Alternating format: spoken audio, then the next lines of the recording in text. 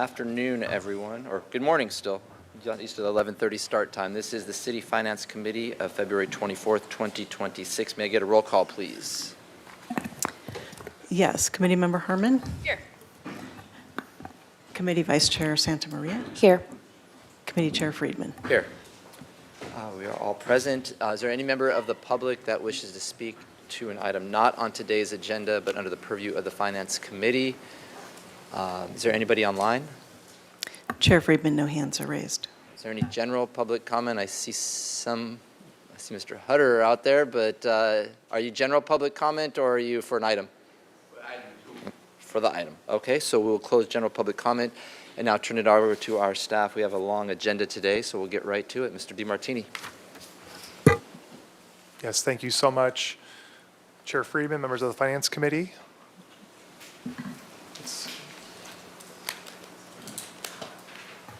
My name is Keith DiMartini. I'm the Finance Director for the city. I'm here with Natalie Licoli, our Controller, and Natalia Glusik, our Budget Manager. It's our pleasure to present an overview of the second quarter financial review for fiscal year 2026.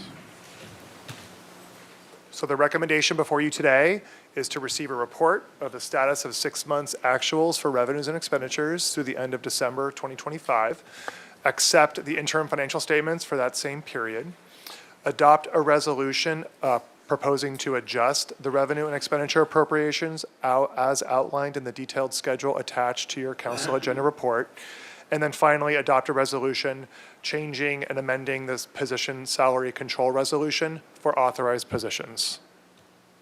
The agenda for today's presentation is to receive an overview of the general fund, and then we will talk about each enterprise fund individually, and then we will give an overview of the proposed budget adjustments that are before you today, as well as the proposed position and salary changes. And then we're going to talk a little bit about some budget options that staff have been working on per direction from the Finance Committee and City Council about ways to help us balance our budget in the current fiscal year, which will also lead into how we will work on balancing our budget for next fiscal year. And then we will take questions, public comment, and discussion. So let's first start with the general fund. This is a graph that you have seen many times before. This is a summary graph showing our general fund expenditures in the solid red line, our general fund revenues in the dashed green line, and it shows the difference and the gap widening between our revenues and expenditures going forward. We do have a structural budget deficit. Our revenues are growing, but unfortunately they're not growing at the same rate as our expenditure growth. What it takes to continue to operate a full-service city like the city of Santa Barbara is very expensive, from affording salary and wage increases for our collective bargaining units, as well as medical benefits and other pension costs. Also, our insurance programs for our general liability, workers' compensation, and our property insurance for our 400 city facilities, and all of the impacts related to inflation and other just ongoing maintenance, operating, and capital expenditures. Those cost increases far exceed the growth that we're experiencing in our tax base and our other revenues. The table on the bottom shows the projected deficits. The deficit we are projecting in fiscal year 2026 is $8.7 million. That is more than what was assumed in the adopted budget. Again, primarily for the reasons that I mentioned earlier, what it's taking for us to continue to be competitive in our labor market, to attract and retain employees, and providing the services that the public has come to expect from us. And those deficits only grow in the years going forward.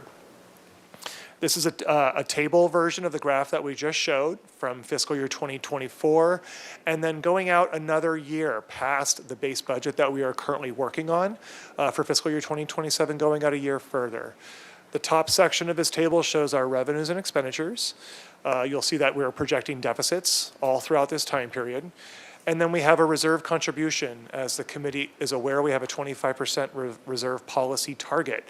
And so as our expenditures grow, the amount of money that we need to keep in reserve will grow proportionally as well. And so that's why it's important to not only talk about revenues minus expense for the deficit, it's important to acknowledge the reserve contribution.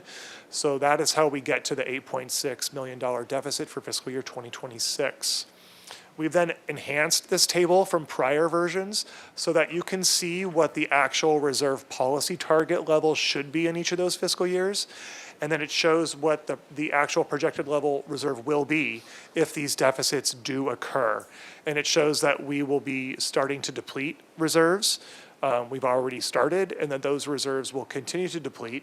And if we do nothing, if this trend continues, staff is projecting that we will fully deplete general fund reserves by the end of fiscal year 2028. So we obviously cannot allow this to occur. Staff is working very diligently on many ways to generate additional revenues, but also control and reduce expenditures to help us solve these budget challenges today, but also in years to come. This is, again, a graphical representation of the reserve graph, of the reserve table that I just showed on the prior slide. Our reserves are made up of multiple components: disaster, contingency, and other very restricted reserve categories. And again, it shows that depletion starting now, but also continuing through fiscal year 2028. These two pie charts here show the breakout of our various general fund revenues on the left-hand side and our general fund expenditures on the right-hand side. On the revenue side, we have a diverse set of revenue sources in the general fund, which is great. Many cities in California are solely reliant on one or two or three primary sources. We are not, which is great. On the expenditure side, it shows that the vast majority of our general fund tax dollars pay for people. It's the service delivery for those critical required services that the public expects from us. So now let's talk really specifically about the Q2 report, which just shows actuals to date for fiscal year 2026, which is that third column, compared to the revised budget and compared to the adopted budget. And then you can see what percent we've sort of received through that period of time and where staff is projecting to end up by the end of the fiscal year based on that 6 months worth of data. Every department has been working on their projections for their own individual department. And then it shows compared to the same time period from this time a year ago. So you can see a year ago, we had a deficit at that time too, but it's unfortunately gotten a little bit worse. On the table at the bottom, you'll see our Measure C fund broken out specifically because, again, at this time, Measure C 100% funds capital projects. So it's very common that you will see a large revised budget in the Measure C fund due to the amount of carryover appropriation from prior fiscal years, where projects are not 100% complete because many capital projects do take multiple fiscal years to come to completion. That's an acknowledgement of that. And then the final slide I'll present before I turn it over to Ms. Licoli shows our general fund tax trends. You can see that many of our tax revenues, again, are holding up pretty strong, but unfortunately, some of them are not coming in as strongly as we would have anticipated at this point during the fiscal year. At the Q2 report, it represents 50% of our revenue activity. Many of these taxes are coming a little bit light. They're coming in a little bit light compared to our budget. And you can see where they're coming in compared to last fiscal year. So for example, sales tax is coming in a little bit lower at the same point last fiscal year. So again, when we experience flat revenue year over year, that hits us like it's a budget hit to us, right? Our expenses continue to grow, but if our revenues stay flat, that's a hit to our budget. So with that, I'm going to turn it over to Ms. Licoli, who will go into more details. Thank you very much, Mr. DeMartini. Good morning, members of the Finance Committee. The next slide represents the short-term rental. It's been in place now for 3 years. And at the 6-month mark, we know that the revenue is actually at $2 million, with about $420,000 that is allocated to the Measure B for the creek restoration. Then we will look now at the slide that summarizes the general fund expenditure for both adopted and revised budget, along with half of a fiscal year result, in comparison to the revised budget as well as projection. The general government spent 42% of the revised budget, or 54% if it's to be including the encumbrance. Savings were primarily due to lower salary costs, and projections are on target with the revised budget. Public safety ended the second quarter at 48.5% of the revised budget, with a 1.6 million decrease in projected year-end spending. We have the police, where the total expenditure at 30.5 millions.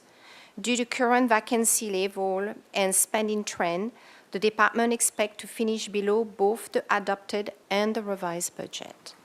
The fire department, they spent 22.2 millions through December. The revised budget was aligned with adopted budget in the first quarter to reflect higher payroll costs. And now the department anticipates to finish the year within the updated budget.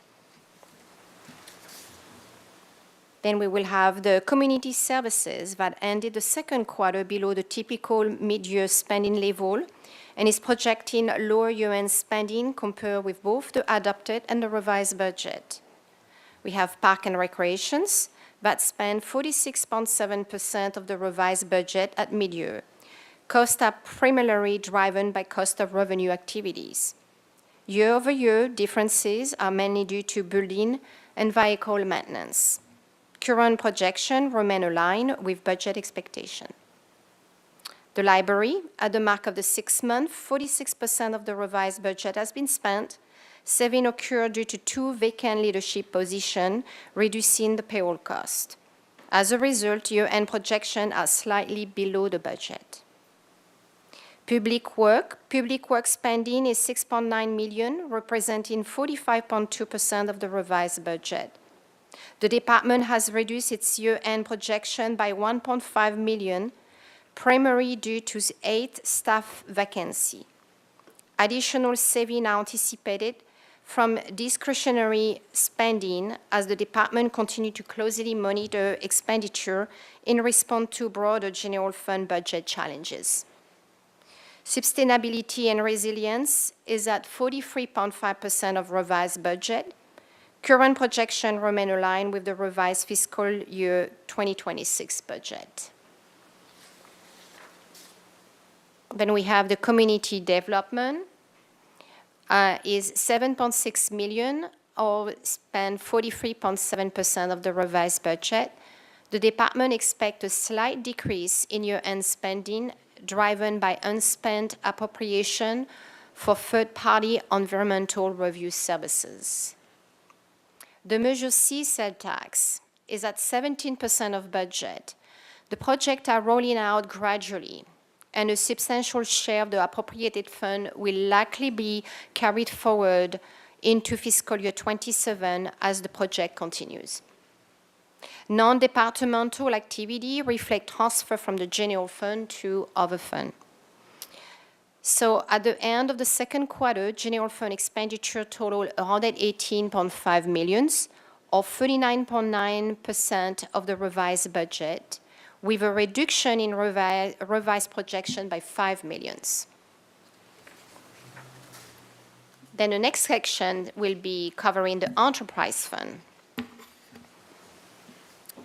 So the beginning, the first department we'll be speaking about will be the water department that reported revenue of 46.7 million, representing 54% of the revised budget, an increase of 4.2 million compared to fiscal year 25, driven primarily by rate adjustment.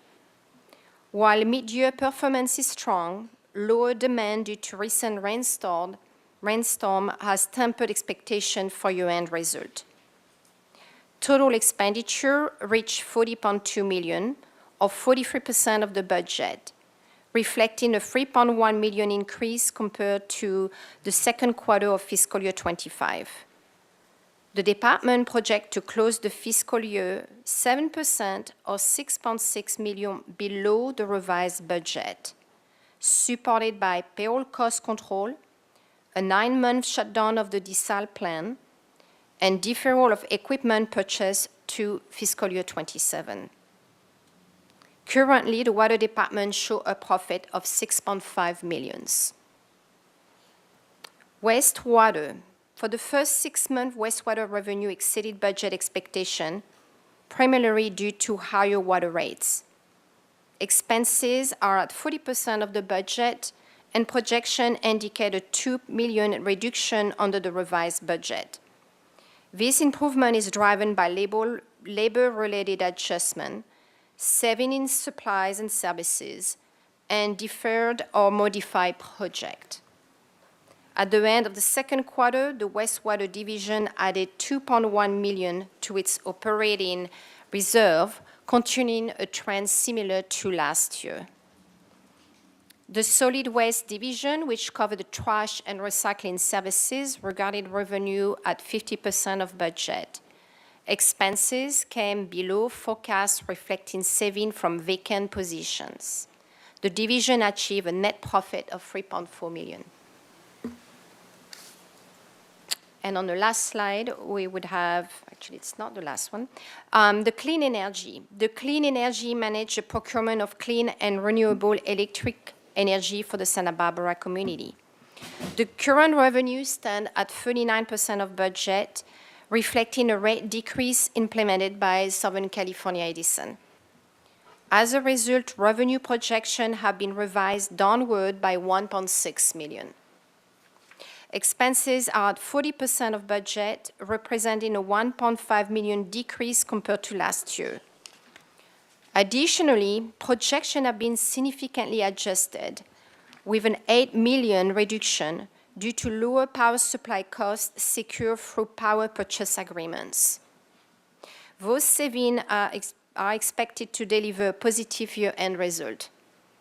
At this time, performance is trending in line with the same period as last year. The airport reported revenue at 48% of the revised budget, reflecting an increase of $1 million compared to the prior year. Under expenses, actual total $19.3 million, with continued prudent spending across all categories. Compared to fiscal year 25, payroll and benefit costs increased, along with higher costs for supply and special projects. At the end of the second quarter, the department reported $2 million lost, and projections remain aligned with the revised budget.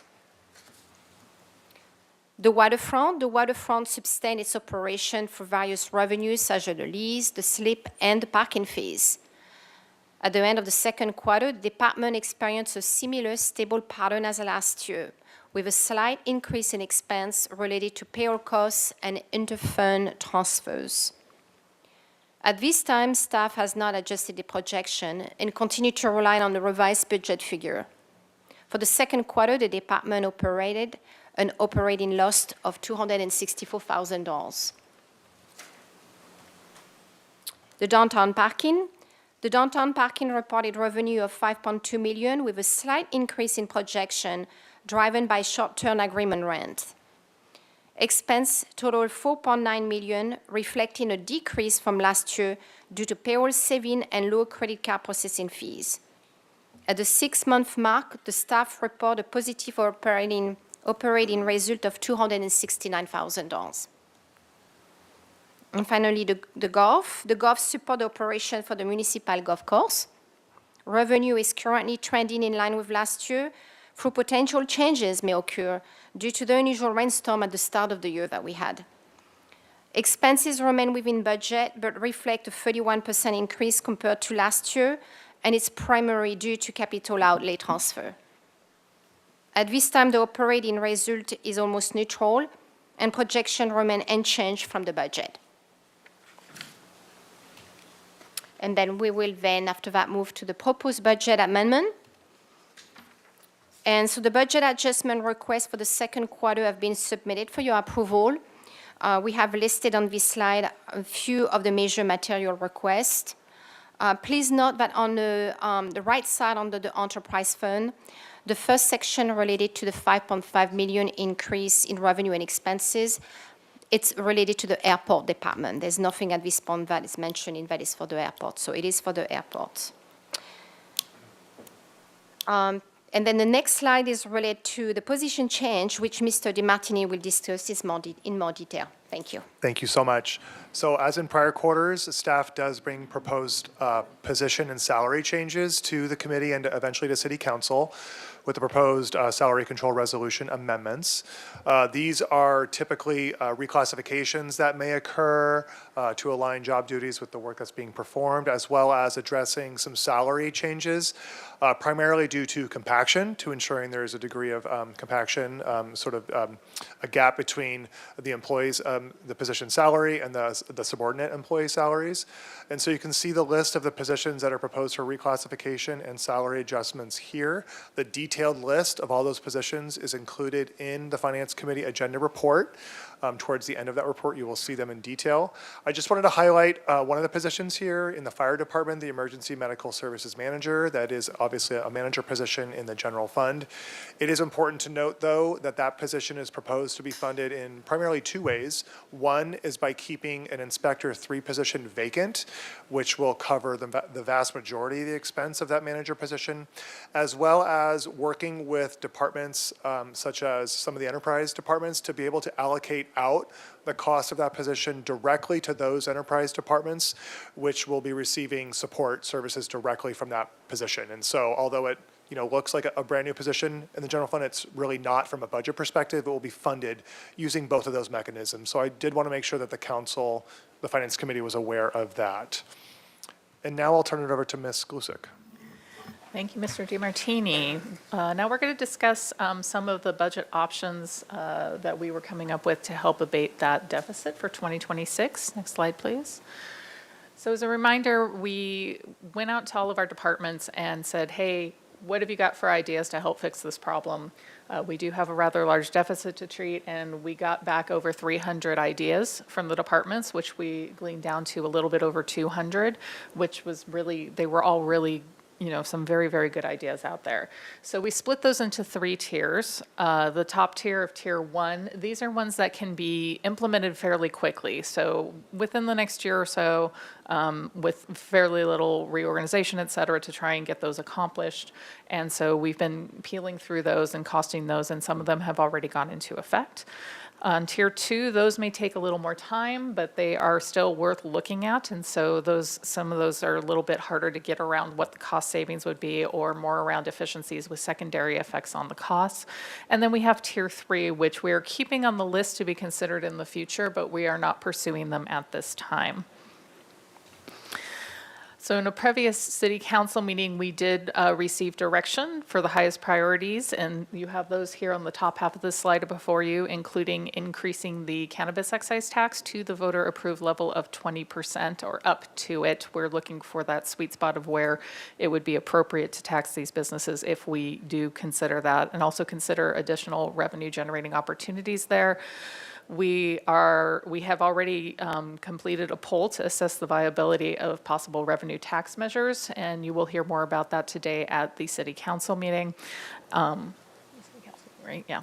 And then we are also looking for the waterfront to analyze some additional recreational vehicle camping down in the waterfront spaces. The waterfront is an enterprise fund, but if we do have people staying down at the waterfront, that will have secondary effects such as sales tax, transient occupancy tax, other things like that that can help the general fund.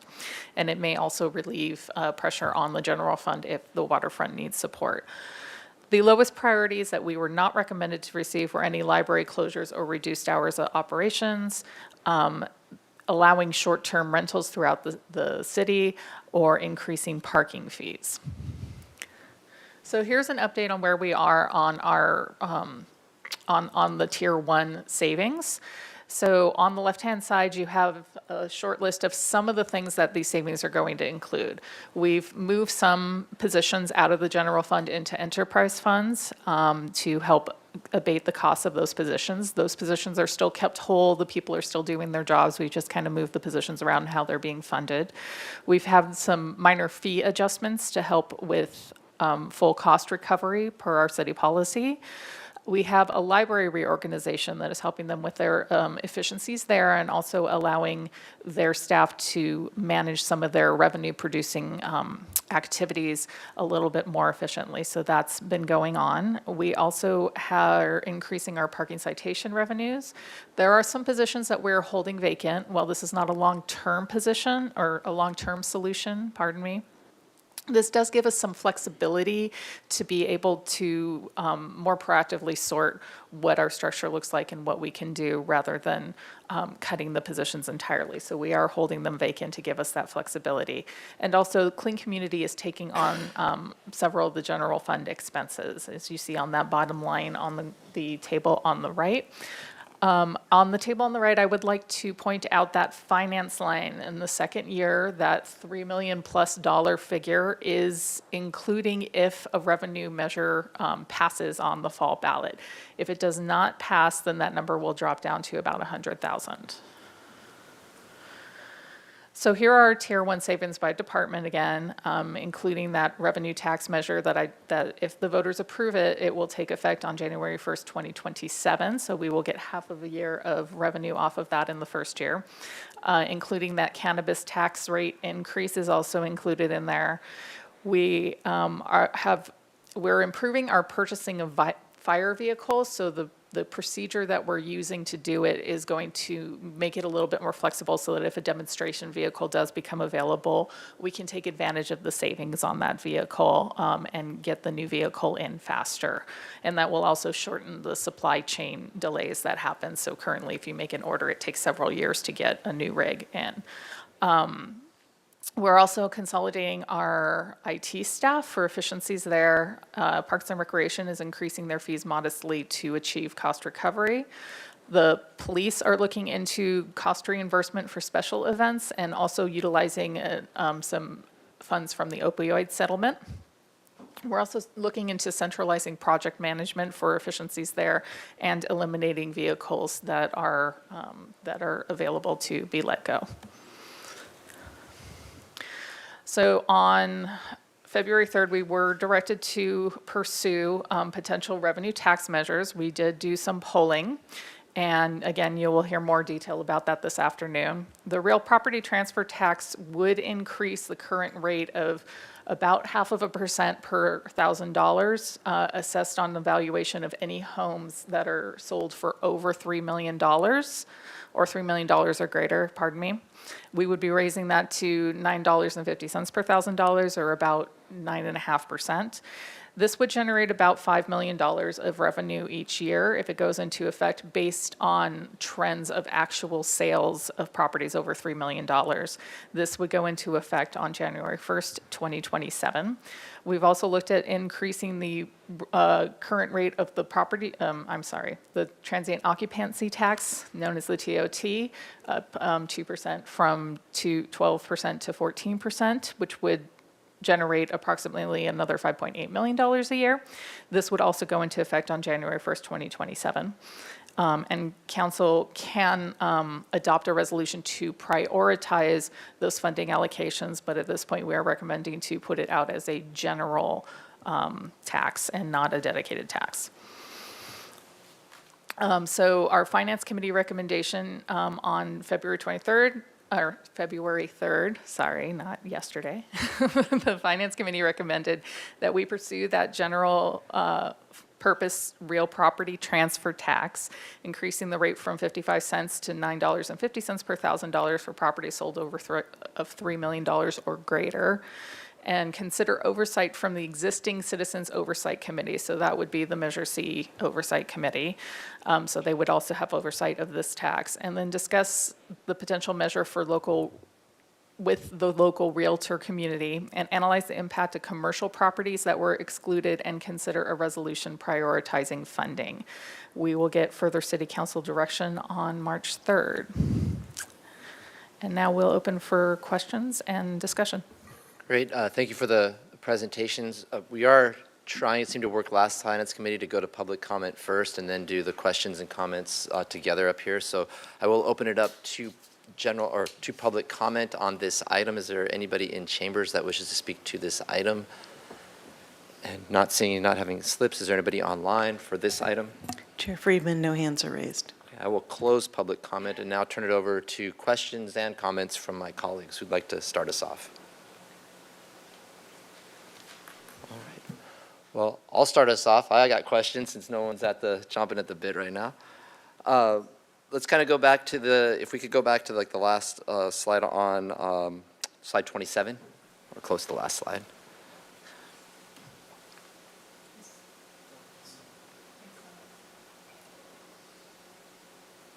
give us 1 second to pull that up. It's related to, I'll ask the question, it's related to the real property transfer tax.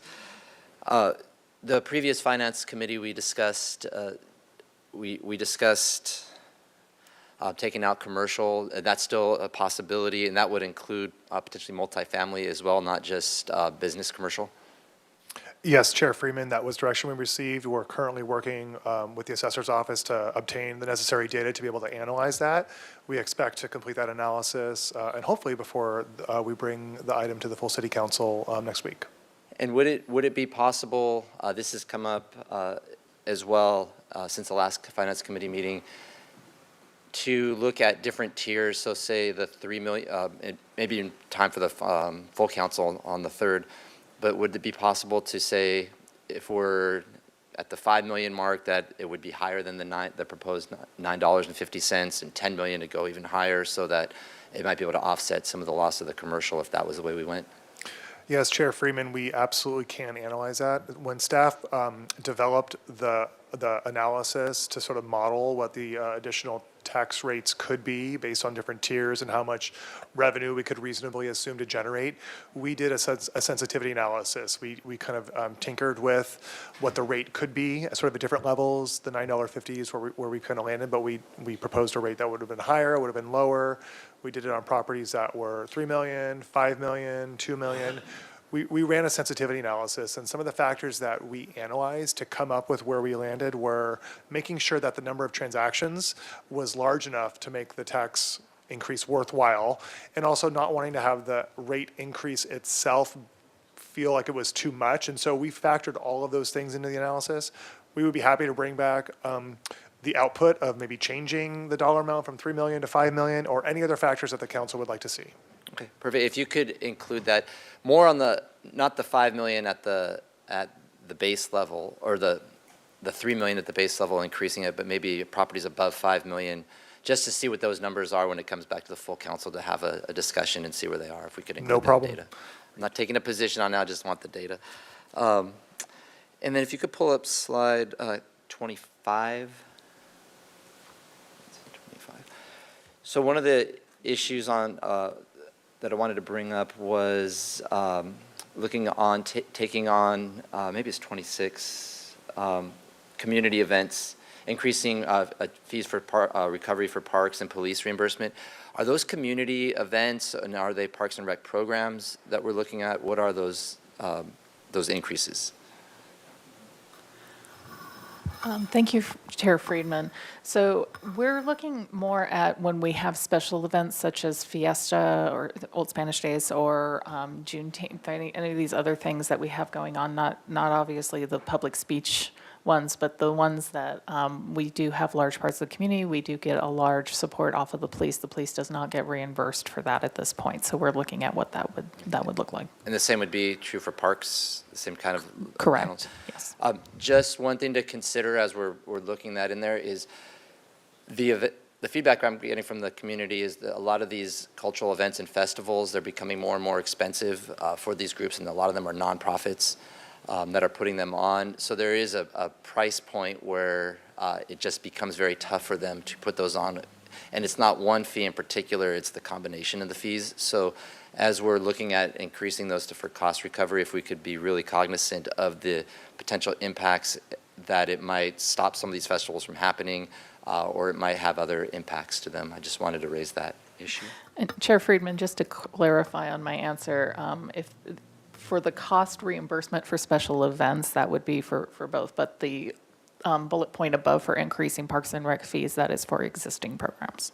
Okay, and same would apply there, because a lot of those are families that are summer camps and things like that, which would put a financial burden on the families. So just wanted to make sure that and it gets back to a couple years ago, we did that sliding scale, Mr. DiMartini, if you remember, on what the priorities are. So maybe when this comes back, if you could bring that discussion back so you could refresh us and the public of where this is coming from, and maybe we might want to tweak it at that time. I think it's been a couple years on how we rated those from full cost recovery to no cost recovery based on community priorities, so it might be something worth relooking at in light of our ongoing budget discussions. Yes, Chair Friedman, we'd be happy to do that. I think you're referring to the cost recovery policy, and that's a policy that we will always bring to the council at least once a year, and we will do that as part of any fee proposals that departments may propose to you during the upcoming budget cycle. And so you'll receive that in mid to late April. Okay, perfect. Just a couple more questions and comments. On page 6 and 7 of the staff report, and this is getting to the positions and that we're looking at today for reclassifications, and then also for the compaction issues. So in some of those, the compaction, it's in a few percent, or sometimes are getting closer to 10%. But as my understanding, this is the clarification I wanted, that is based on our memorandums of understanding with the bargaining groups, correct? Yes, it is. So if we weren't to move forward with those, would that be outside of the MOU? What would be the implications of not moving forward with those? Yeah, we would be in violation of the MOUs, and that could be, the bargaining groups could then file a grievance with the city or other, appeal. Okay. And if we wanted to, and in there it's 15% is what previously for a number of years has been the goal on the compaction issue.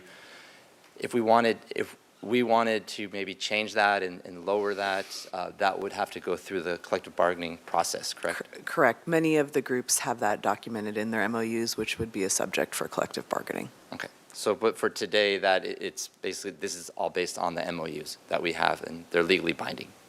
Okay, thank you. And then if you could pull up slide 25. Oh, it is slide 25. Sorry, I couldn't see the slide on my picture. So again, in terms of the budget deficit, one of the proposals is, and here on the third column down under finance in fiscal year 27, it's the almost 3.5 million, but that's predicated on passing a revenue measure. Could you just once again go over what we're doing in terms of controlling expenditures? Because I think it's important for the public to understand that we're not just going for new taxes, that we are, in fact, looking at cost savings, efficiencies, and if just in a general sense, if you just went through it. I know you went through in the presentation, but I think it's important to hear that again for the public. Absolutely. I'll start, and then I might ask Ms. Glusik to chime in as well. Staff we continuously look at ways of controlling and reducing expenditures. It's ingrained in the way in which we produce our budgets. Every year we do this. It includes things as simple as not buying as much paper, toner, only replacing equipment and vehicles when it's absolutely necessary. It includes things like only contracting out services and negotiating hard to get the best and most advantageous deal for those types of services.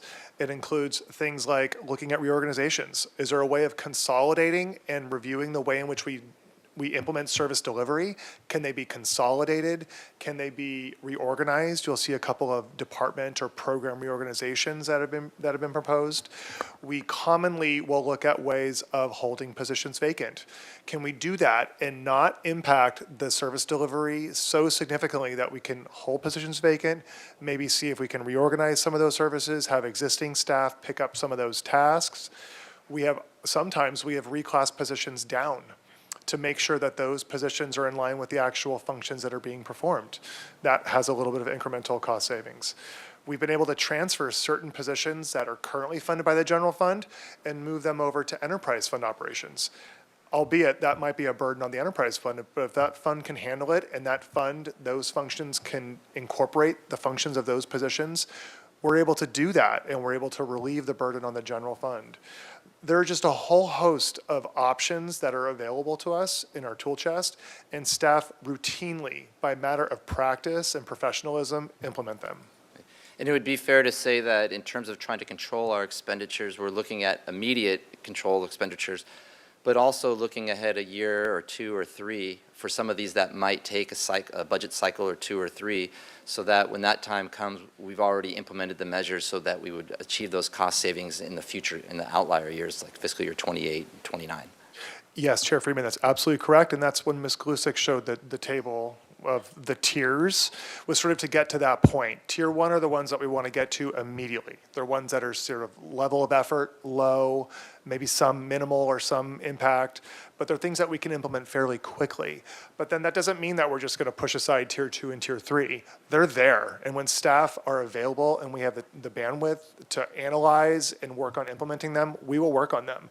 And so this list will be sort of a living document. It will be a list that we will continue to look at, to add items to as they come up, potentially delete items that we can't move forward with, and we will bring updates to you every quarter is what we're planning to do during this quarterly review, but then definitely during the annual budget cycle. And then, sorry, just a couple more questions. I think this is important for just understanding. In terms of some of the expenditures that are outside of our control, such as insurance, we have a lot of older buildings. We have the wharf and others. So those costs, being historic buildings, those are continuing to go up, and we're just like the public businesses that have to deal with insurance rates, correct? Yes, that's correct. And property insurance is a great example. Unfortunately, what it takes to insure are about 400 city facilities. It's gone up about 20% annually for the past 3 years. That is a significant increase of cost. None of our revenues grow that much, none of them. But we have to insure our assets, right? These assets, we operate programs out of them. We have people that work in these buildings. They need to adhere to federal, state, and local standards. Yes, there are opportunities to maybe consider reducing the amount of coverage that we might have on certain facilities. Maybe certain facilities we don't need to have insurance coverage on for a variety of reasons, and staff are looking at that. But at the end of the day, these are our assets, right? There's a value to them, and we operate critical programs out of them. They have to be safe. And just two more questions. Sorry to put you all through this. Speaking of unanticipated expenses, where are we with in the harbor for the dredging?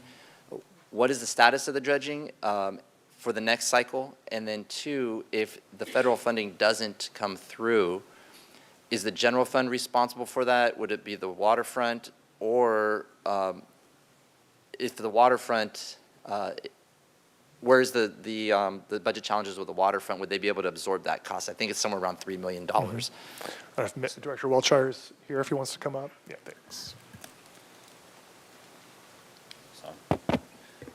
Chair Friedman, Finance Committee, Mike Wilshire, Waterfront Director.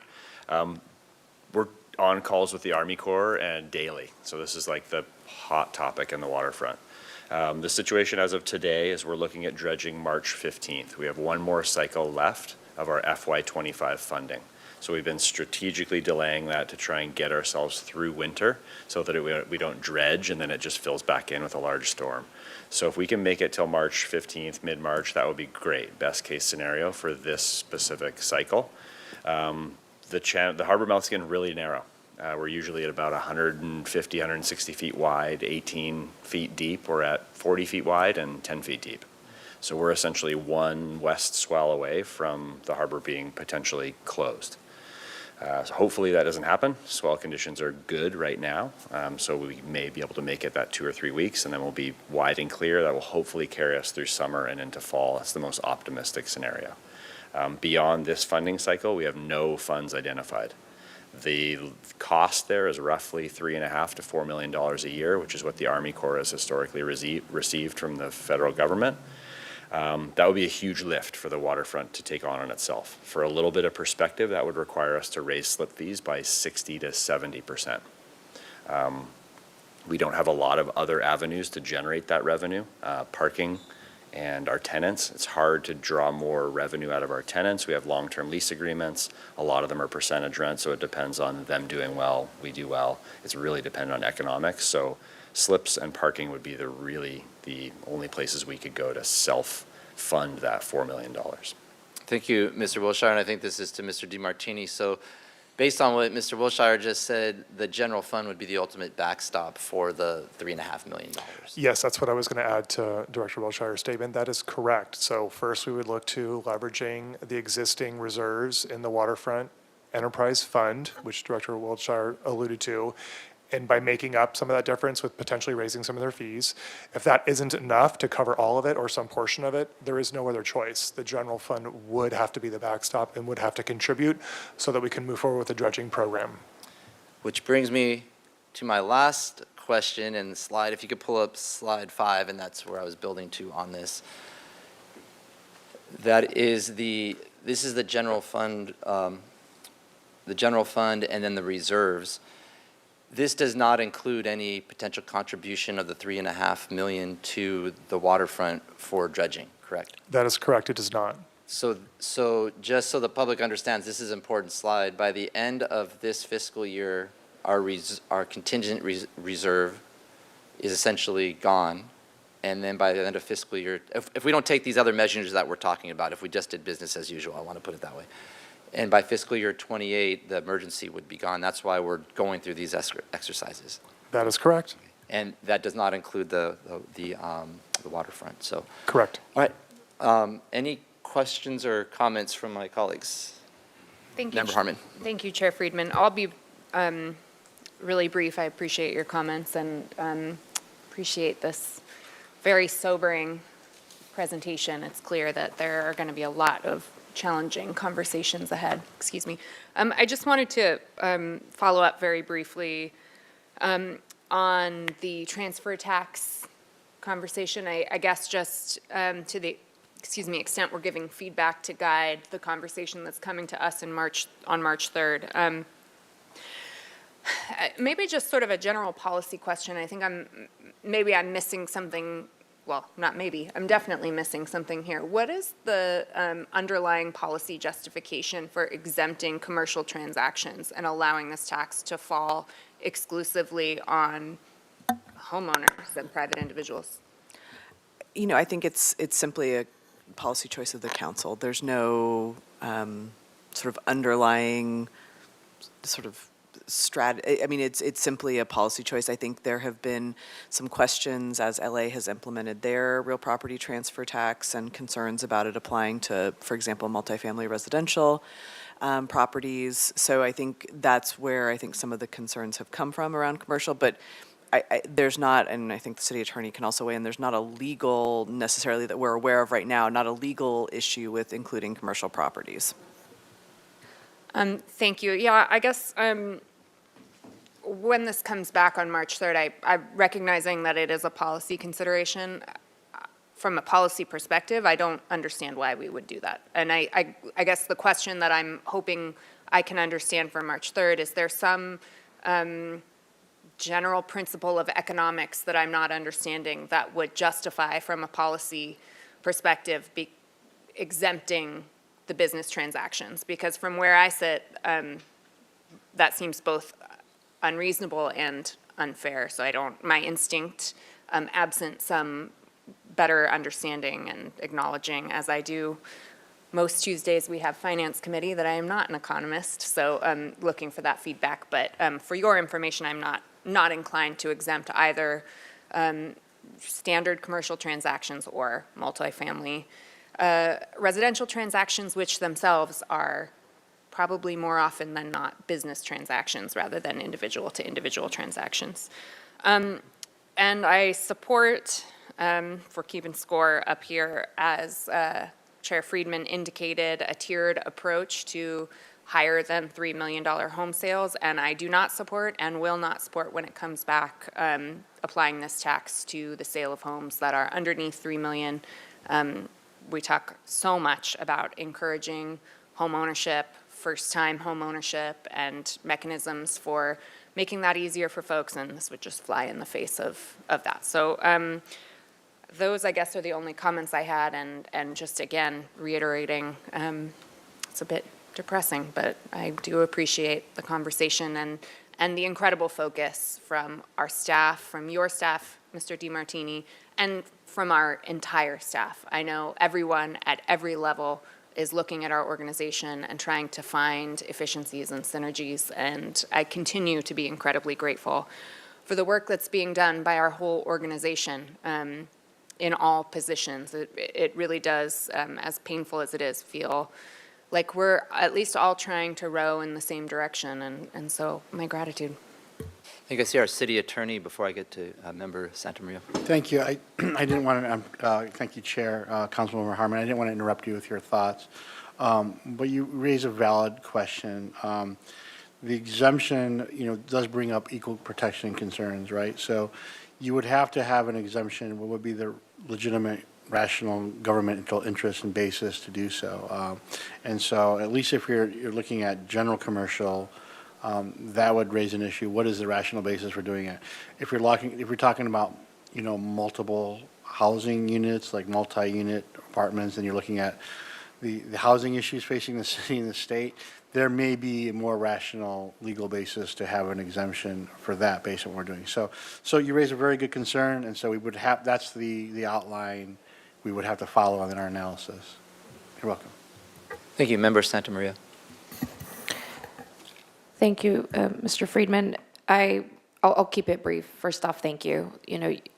These are very sobering conversations, and we're going to have to be making some difficult decisions, but also in us taking a new tax measure to the voters, I do want to touch on briefly what my colleagues mentioned, and as far as a potential exemption to commercial or multifamily properties, I'm also would not be in favor of that. It does seem like it would make things a lot more complicated for us to have to justify the reasoning behind that. And also very much agree that we need to do our best to promote homeownership. And if we are taxing under $3 million home sales, then that could very much pose a problem. I am in favor of exploring the tiered system and us potentially exploring, what it would look like for, depending on higher pricing, potentially even for commercial. I mean, commercial sales will be much higher than, a duplex or, what have you. And so I would be interested in taking a look at what a tiered approach would look like with either a higher or equal rate of the tax for the commercial properties.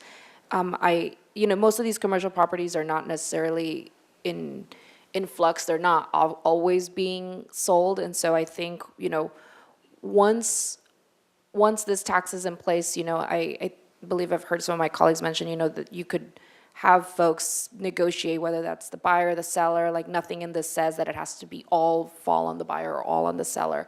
And so I think there is some work that can be done there to help alleviate that quote unquote burden. But I do want to be very clear. I think the exemption for commercial properties and multifamily seems counterintuitive to me, given that most of the tax revenue would probably come from that rather than the single family homes. I'll leave it at that for now. Thank you. Great, thank you. So it's back to us. I just wanted to reiterate on I just wanted information on the commercial exemptions or not. It's come up, so I will look forward to seeing what that is, and both my colleagues made good points on that. So for now, we do need to move this forward. I want to thank all of our staff for this, the presentation, all the work we're doing to look at controlling expenditures within the organization long-term to address this, because it's not going to be done just through new taxes and new revenue measures. So it is a well-pronged approach. Like I said, over 200 recommendations have come to finance and are going to council. So we're looking at everything within the organization. So with that, is there a recommendation to move this for the staff recommendation or something else? I'll move staff recommendation. Second. Okay, motion's been made and seconded. May I have a roll call, please? Or the vote, yes.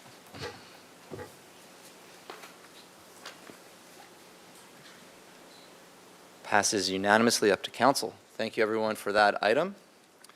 And now we are on to item number 2, the Enhanced Infrastructure Financing District Analysis and Findings. Mr. DiMartini, I'll give you a second to pull your PowerPoint up, and you have the floor. Chair Friedman, thank you very much. I will kick this off before I turn it over to our partners at NHA Advisors, who are going to present the bulk of this presentation. Just by way of introduction, the city brought on NHA Advisors to help us develop a model to determine the viability and feasibility of potentially implementing what's called an Enhanced Infrastructure Financing District. It's commonly referred to as an EIFD. EIFDs have been implemented by California municipalities for years now and are ways to generate and allocate a dedicated revenue that could be used for various infrastructure and capital type projects. Primarily, in the context of what we've done here is potentially firing up an EIFD that could be used for affordable housing type construction projects. We've been working very closely with various housing advocacy and stakeholder groups with this potential concept, and I'm very pleased with the analysis conducted. We'll turn it over to our Christian Sprunger, our NHA advisor, and then we'll bring it back to staff for sort of staff's thoughts at the end of it, as well as staff's recommendation. Thank you, Mr. DiMartini. Good afternoon, Finance Committee members, city staff, members of the public. As Mr. DiMartini mentioned, my name is Christian Sprunger. I'm a Vice President with NHA Advisors. I'm joined by my colleague, Craig Hill, Principal with NHA Advisors.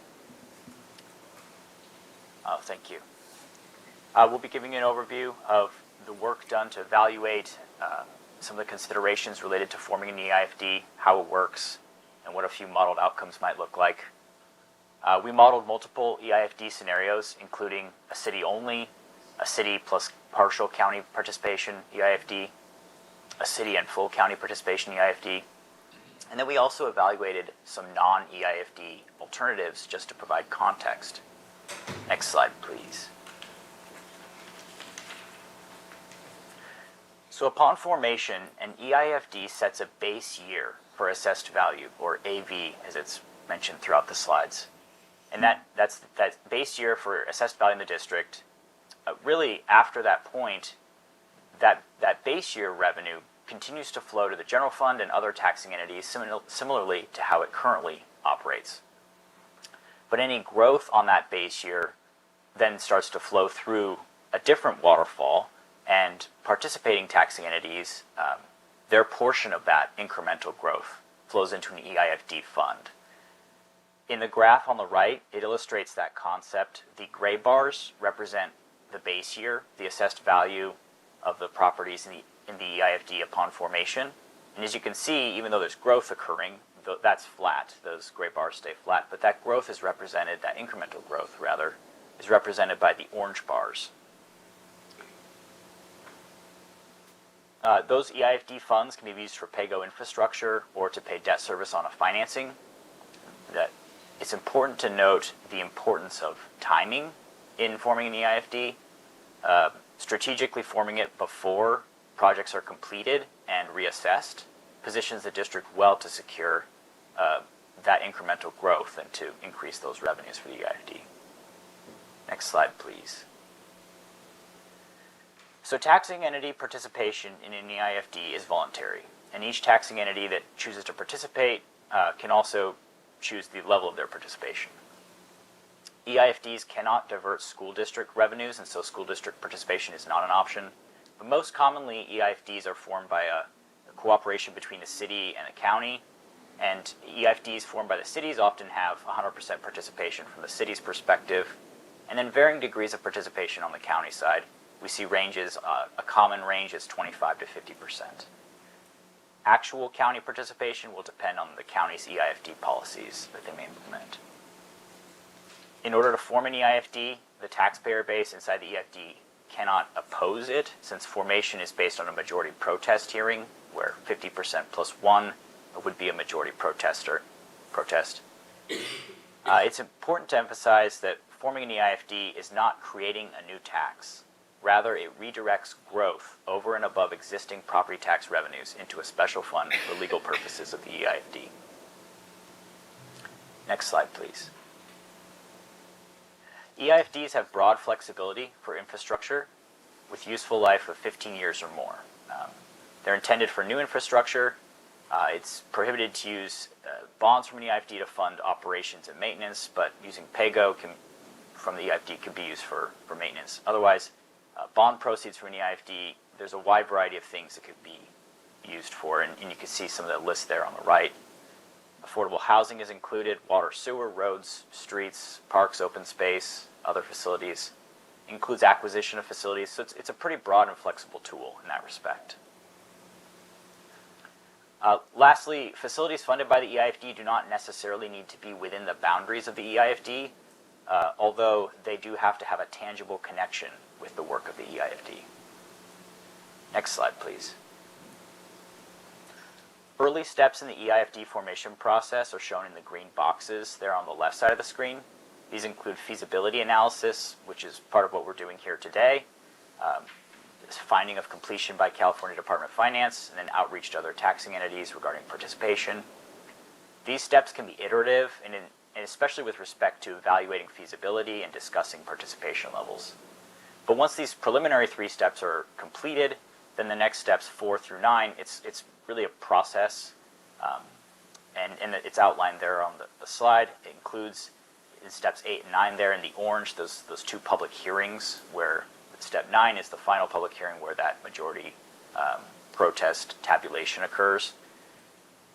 Typically, steps 4 through 9, that EIFD formation process is about 6 to 8 months, start to finish. Next slide, please.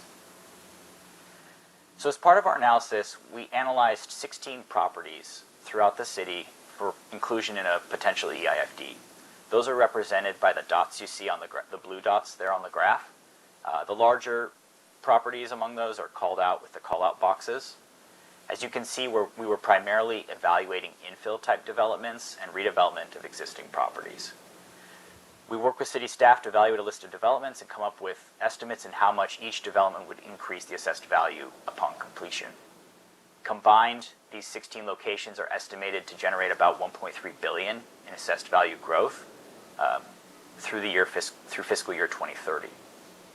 These growth estimates are integral to the analysis that's going to follow on the subsequent slides. Next slide, please. So scenario 1A, I'm going to lay the groundwork for this, since a lot of the assumptions that go into this slide flow through to scenarios 1B, 2, and 3 on the subsequent slides.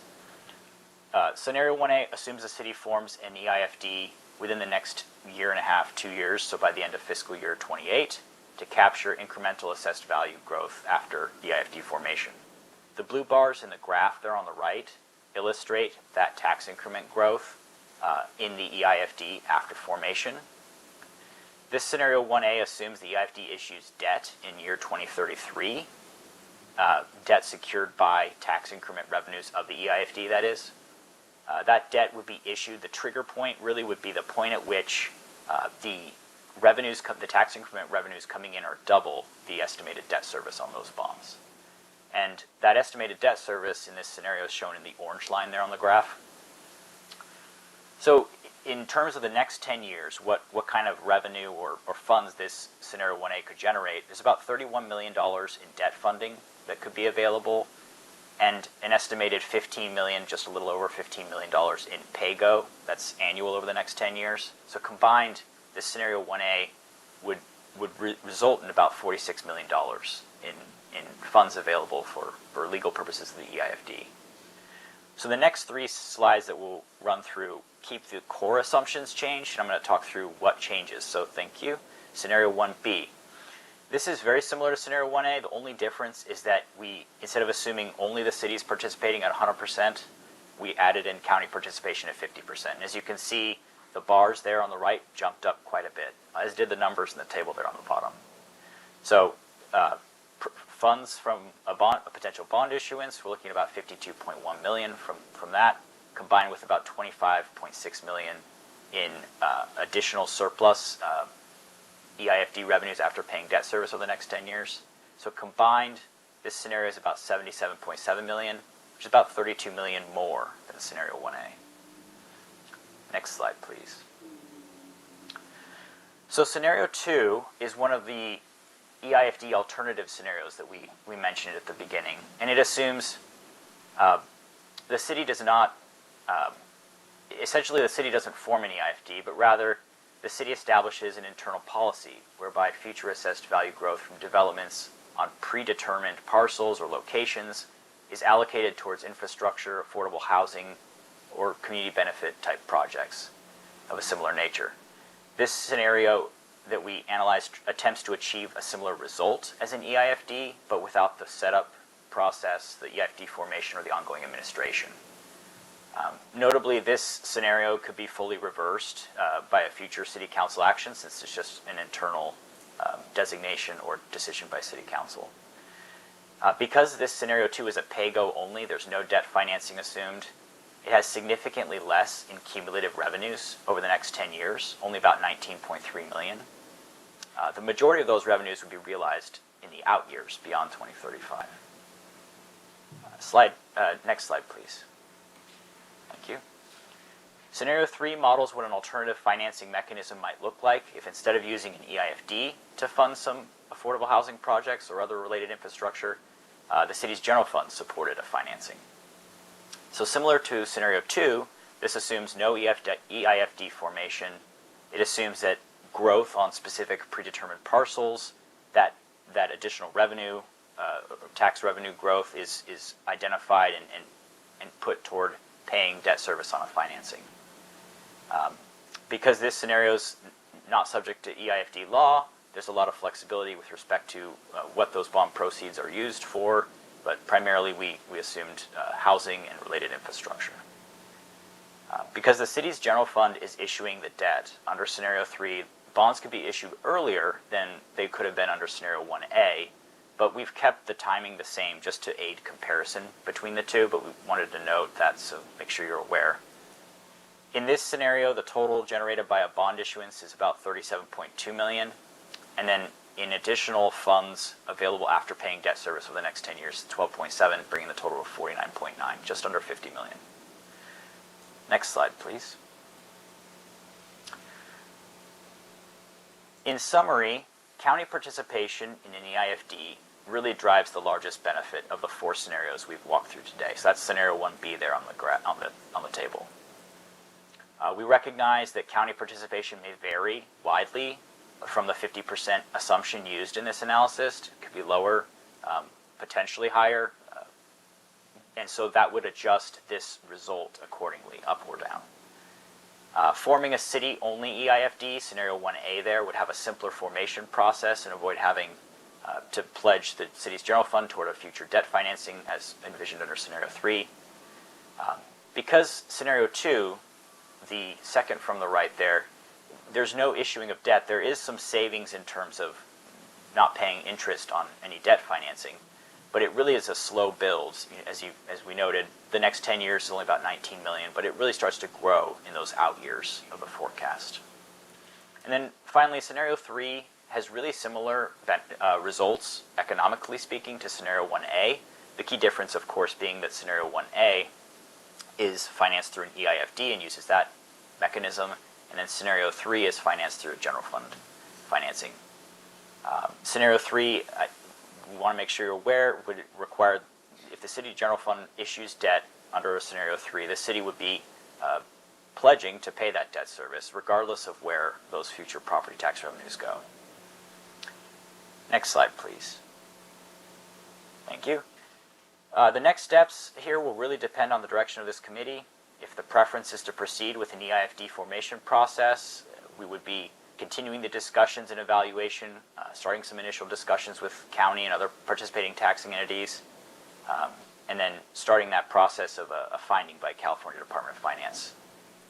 If the preference is to explore non-EIFD options, the next step would be to begin preparing a policy for tracking annually appropriated property taxes, and then bring that policy back to council in the future regarding the use of those funds and what the timing of any potential debt issuance might look like.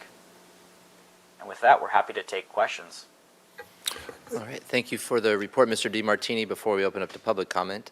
Thank you so much, Chair Freeman. I want to thank Mr. Sprunger for the excellent work that he and his team did at NHA Advisors on producing this model, especially the different scenarios. And I'd just like to wrap up with staff's recommendation and our own sort of opinions and analysis based on the diligent work that was done over the last number of months. And I'm referring to slide 12, the different scenarios that we've laid out. And you can see there are definitely pros and cons to each option that are kind of available to us for further consideration. It's also important to note that the model that was developed is based on a number of assumptions, sort of economic assumptions, but also the EIFD model really only works if the development occurs, right? So there's, if any of the development projects that would be included in the EIFD area, like either don't occur or there's delays to the actual development projects being complete, right, then that means the assessed valuation gets delayed. We don't actually see the additional property tax revenue. So there's risks associated with sort of, sort of banking on that occurring. So I just want the committee to be aware of the risks and the assumptions built into the model for full transparency and accountability. And it's, there's sort of an arduous process to go through to establish one, and so that's also important to note.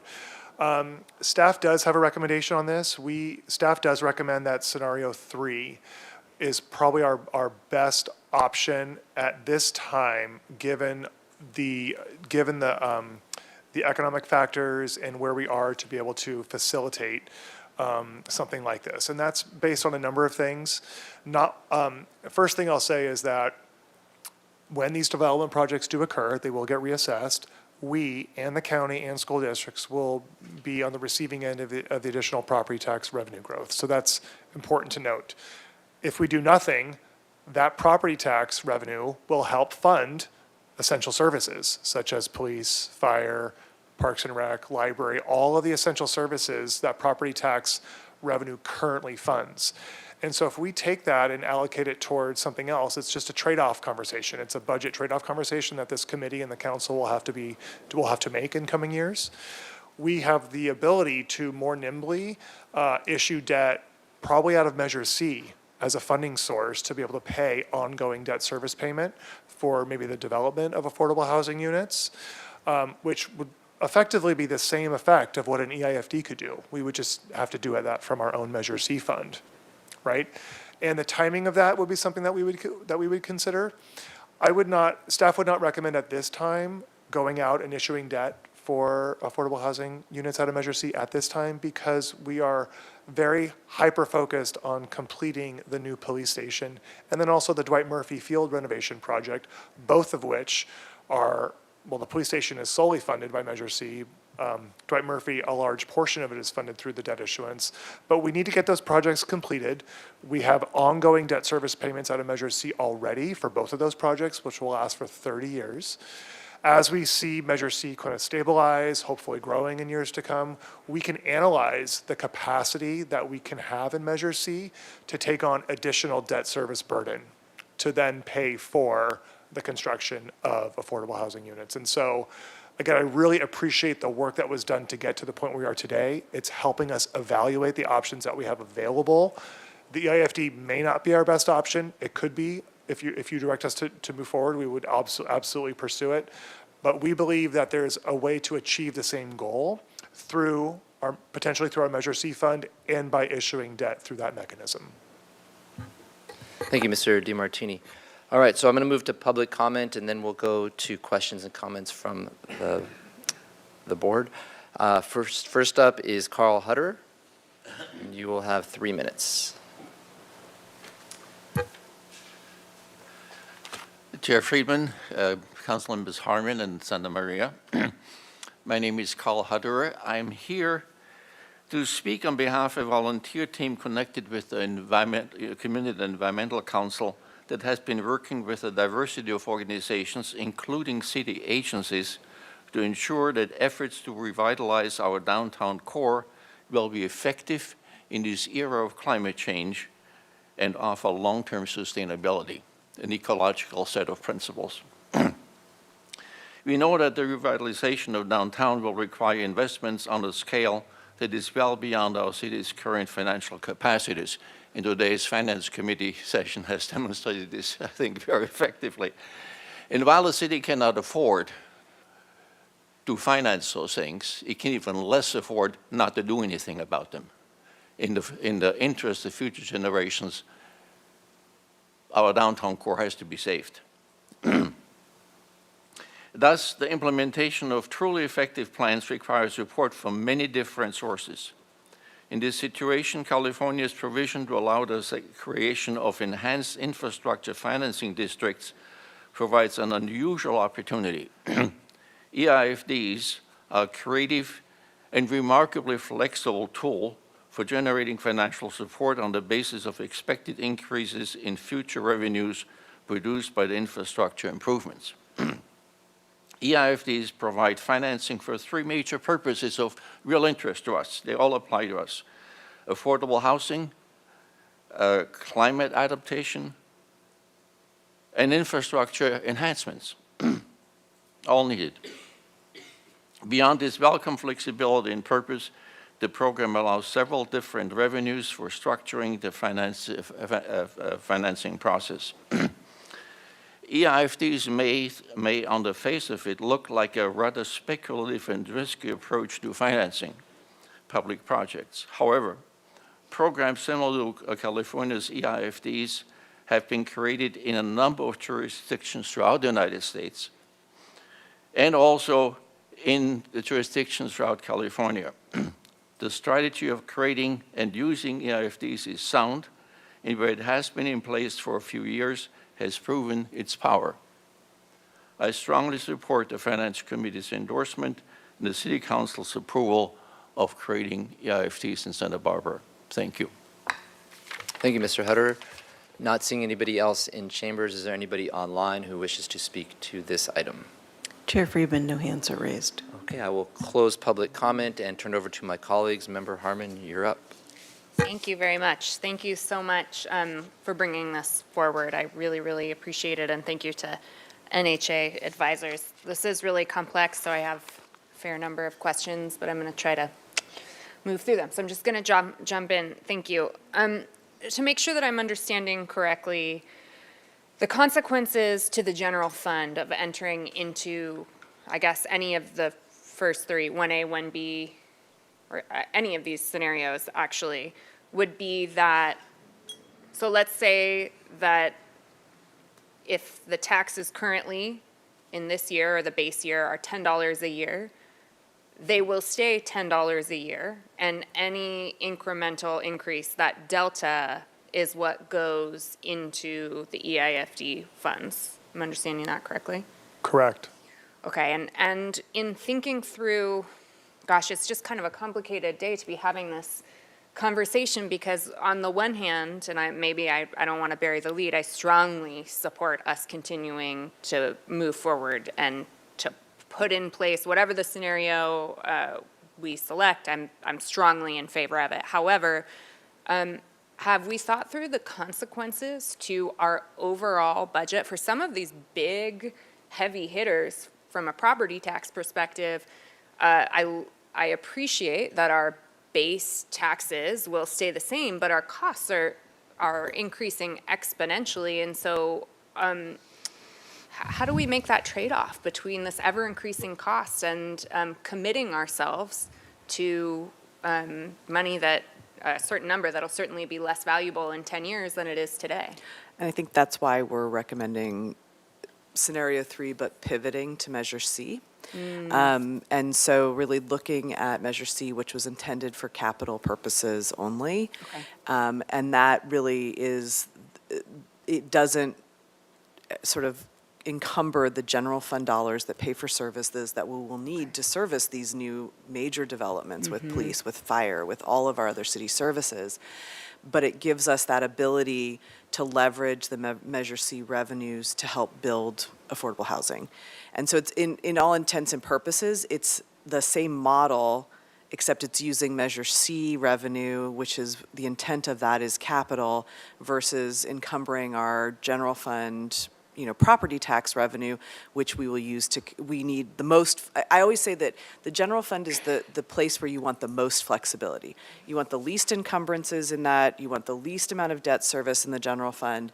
Where you have other revenue streams, that's where you want to put these other obligations, so that, if Measure C is for capital, then cool, let's keep our housing capital expenditures over in that fund. And so I think just to kind of think about it that way, You really don't want to encumber the general fund, at least when we looked at this model and how much it could generate, it's sort of like, well, this doesn't really get us that much, and we could do the same thing without even forming an EIFD.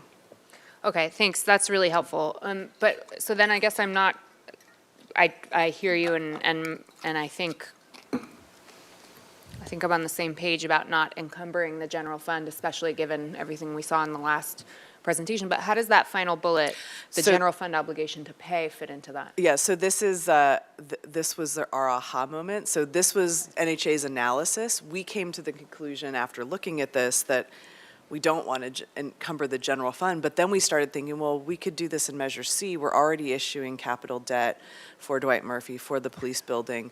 When those constructions are done in a couple of years, we could potentially refinance if there's a better interest rate environment, which would give us more debt service capacity, and then we could issue debt in a couple of years through Measure C. So this was their analysis. Our staff recommendation is like it's like a scenario 4. So it's not also, Yeah. Yeah. there's not that like waterfall obligation is what I Correct. would, okay. And just to clarify even further, and we can draw from the recent debt issuance that we did for Measure C for the police station and Dwight Murphy, that came out of Measure C. Measure C sales tax revenue will pay for that debt service payment for the next 30 years.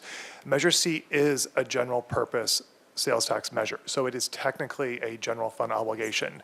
However, through resolutions that the city council has adopted a couple of times now, prioritizing how that funding shall be spent, it's used for capital. So we were able to issue a lease revenue bond based on the annual revenue coming in from Measure C sales tax, and that will continue to pay for that debt service payment. So we could do something very similar for a lease revenue bond for the production of affordable housing units. It's technically a general fund obligation, but it's Measure C, which is in its own fund.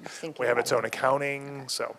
And Thank you. I will just also add, just to Mr. Hutterer's comments, it could also be used if we were going to finance, it could be used to finance State Street infrastructure improvements as well. So we could, instead of doing an EIFD, we could leverage Measure C, do a debt issuance that could include affordable housing plus State Street infrastructure improvements. So it's not, I think there's definitely options to include both in the conversation.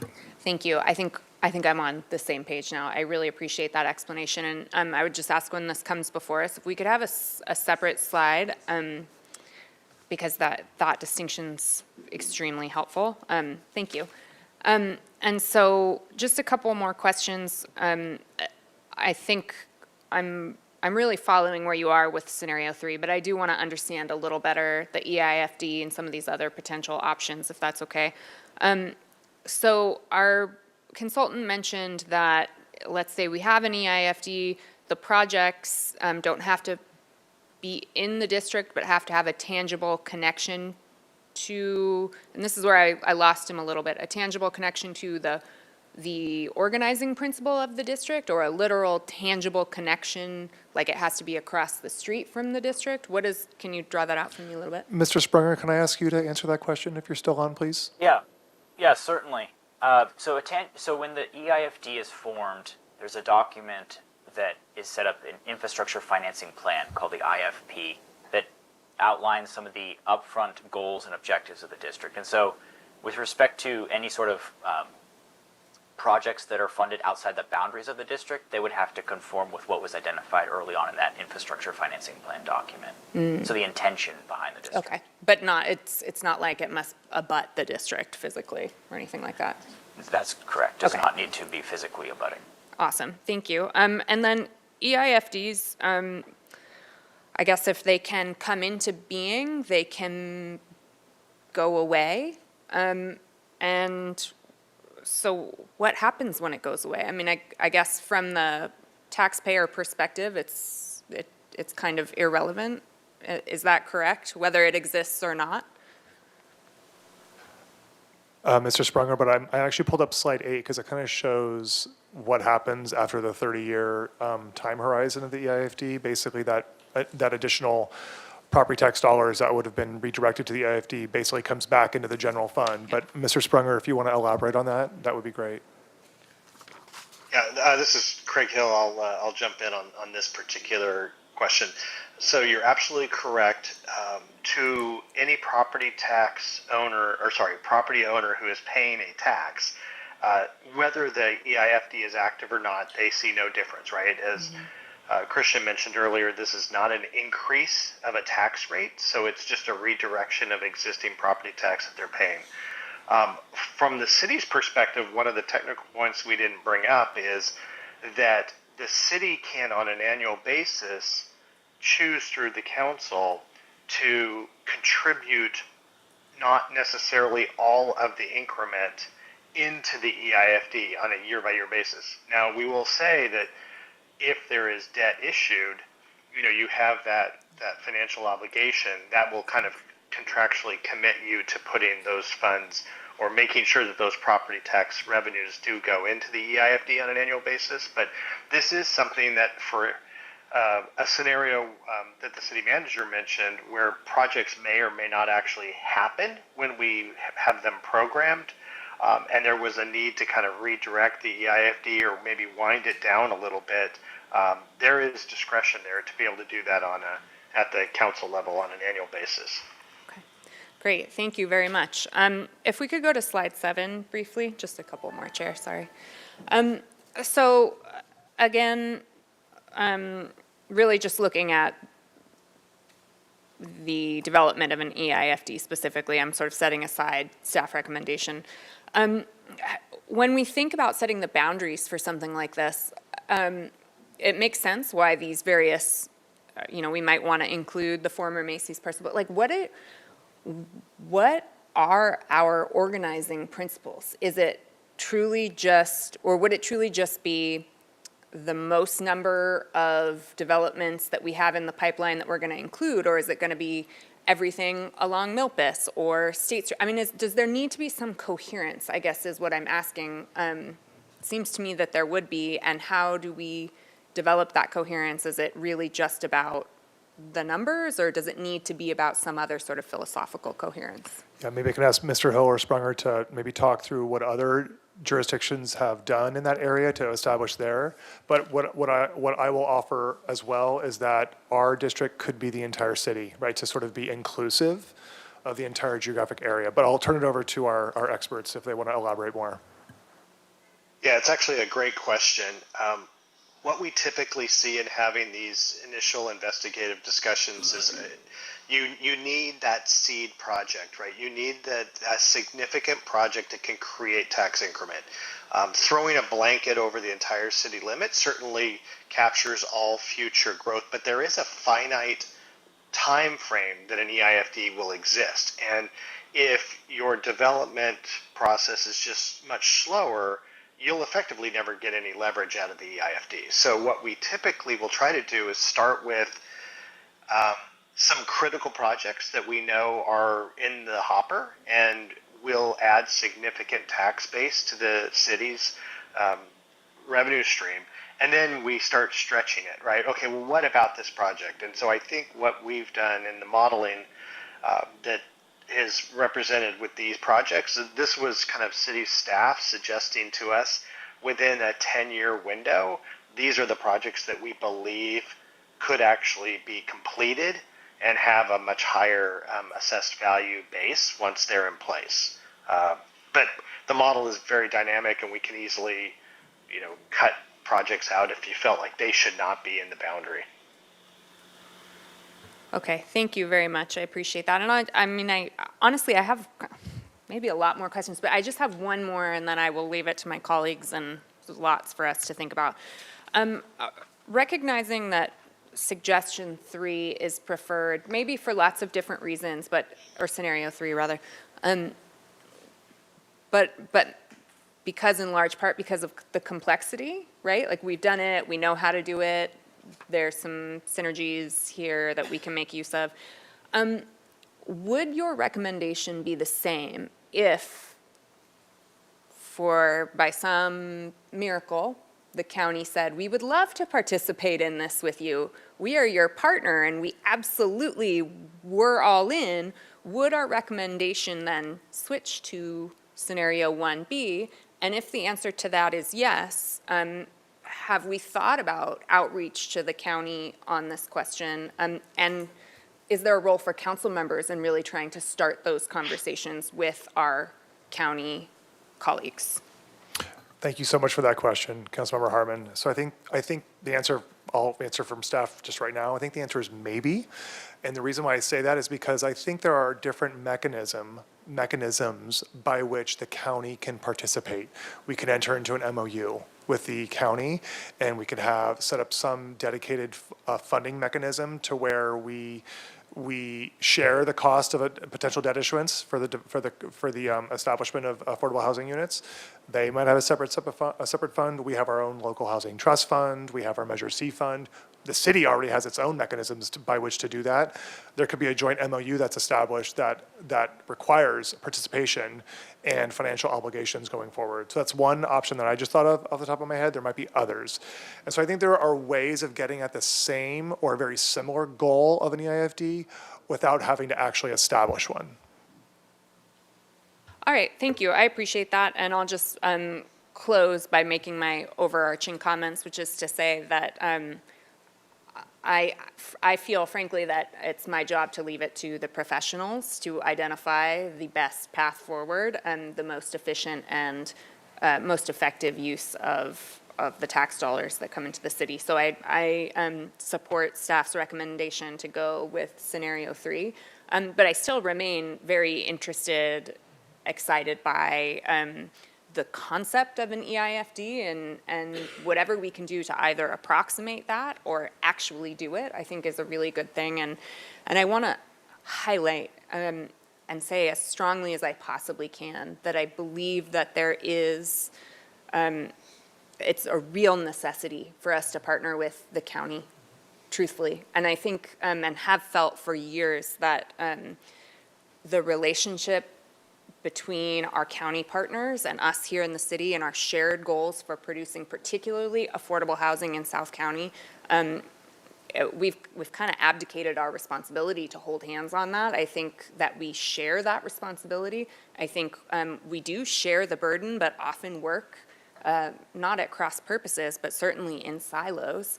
And I, for one, will certainly be committing, both publicly and then in the conversations I have offline in the next 10 months that I have while I am here, to do whatever I can to build that trust and those relationships, because we are constantly talking about leveraging our expertise, leveraging our dollars, and I can't help but think about what an incredible missed opportunity it would be if we continue to move forward with all the great work that we are doing, trying to make our dollars go so much further in service of affordable housing and for service of economic development, without leveraging the dollars that are being spent at the county and really making that partnership work for our residents. So my sincere hope is that to anyone at the county who may be watching this Finance Committee hearing, I'll be calling you. I think there's an opportunity there for us to move forward together, and thank you for bringing this forward. Thank you for your comments. Member Santa Maria. Thank you, Mr. Friedman. I have a few questions if we can, okay, we're already on slide 12. For scenario 1, is there a downside to making the EIFD citywide? So I know we talked about, potential boundaries or it being citywide, so I just wanted to get some clarity on what would be the pros and cons of it being citywide or not. Mr. Hill, are you able to elaborate on that? Yeah, I think the only risk, well, from a financial perspective, again, we can certainly blanket the entire city limit. Whether there would actually be revenue redirection to into the EIFD, would be subject to what kind of development is going on. To the finance director's comment earlier, we always want to be extremely sensitive to the long-term financial health and forecasting that they have for the general fund. If you were to go citywide, that would effectively freeze your property tax revenues for the entire life of the EIFD, right? It would never go up. It would be easy to program, but everything else would get captured through the EIFD. Thank you. That's very helpful. This next question is a little bit more just overall, but what is, for our staff, what is our internal city financial impact of creating an EIFD? I know it's taking some time, right? But I'm curious about how that, do we need a budget for that? How does that look? Maybe I'll go to the process slide. That might help answer that question. So, there would be some technical and legal expertise and consultants that we would need to bring on board to help us, walk through this process, and the public hearing process, as well as the presentations and the IFP approval. So all, these steps would require, some multiple consulting resources to help us get the EIFD established. That's correct. Okay, thank you so much. If we can go back to slide 11, had a couple questions about scenario 3, since that is a staff recommendation. I know that we've been discussing the, potentially using measures or leveraging, debt against Measure C funds, but I also heard the mention of wanting to hold off on that until the police station is built, and I wanted to make sure that I'm clear. Would we not be able to access these funds until the police station is built, or until we're done with the debt issuance for police station and Dwight Murphy? Thank you so much for that question. So let me start by saying, if council directed us, we could start working on a debt issuance now. Nothing is stopping us from doing that. Okay. We do the city does have a city council adopted debt management policy. That policy dictates sort of a recommended level of amount of debt burden that we should have as an organization, and we want to be very careful about not exceeding that for our general fund, for sort of credit rating purposes, not tying up our financial resources unnecessarily, right? Because we have other obligations as a general fund. We are well below that debt burden level right now, even with the Dwight Murphy and the police station debt issuance. So we would analyze that. The reason why staff is not recommending a debt issuance right now and wanting to wait until after the completion of the police station project is because we really want cost certainty. That's one of my primary responsibilities, is making sure that we don't unnecessarily tie ourselves up. I'd like to see that project finished, and we're not too far away, right? We can get working on the framework and the process and the timeline of a future debt issuance now. We can start that if council directs us to do so. But I would like the project to be complete so we know exactly how much of Measure C resources we are planning to have to pay for the police station. What if there is an unforeseen issue with the final stages of the construction? We just don't know yet. So I'd like that to be done. Mm-hmm. Then we know what our annual debt service payment is for the next 30 years. Then we can analyze the capacity and how much we can actually issue debt for. Once we issue that debt, Councilmember Santamaria, that money comes into a trust. All of that capital can be accessible on day one for the production of units. Okay, thank you so much. That really helps clear it up. So this is really about predictability, right? And us being able to predict what those payments for the debt issuance for the police station would be once the project is complete. Okay. Do we have a rough sense of what the timeline would be if we started the process for a debt issuance now, but of course we wait until after the police station is done?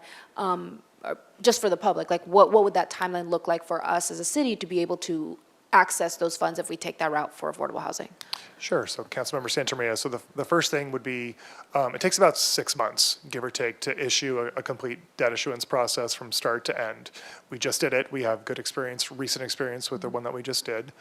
I don't have the timeline of the completion of the police station project at my fingertips right now, but we could, it's in the next 2 years, year and a half. I think it's end of 2027. Okay. So that's when, and again, we can start on the process before, well in advance of that, so that we're ready. We could start that. The other thing that's important for the committee to know that is if we do issue debt for housing production out of Measure C, again, it's a trade-off conversation. Those future Measure C dollars are already programmed for many other parks and recreation, library, public works, streets, other projects that are in the city council adopted capital improvement plan. So we would have to make some trade-off decisions about other projects that we will either delay or not move forward with. Okay, so then in that case, for scenario 3, if we move forward with the staff recommendation, that means we will have to come back with a conversation of what the trade-offs are for those capital improvement projects? No, because we would wait until, so the staff recommendation is actually recommended, or scenario 4, which would be Measure C, but once the police building construction is complete.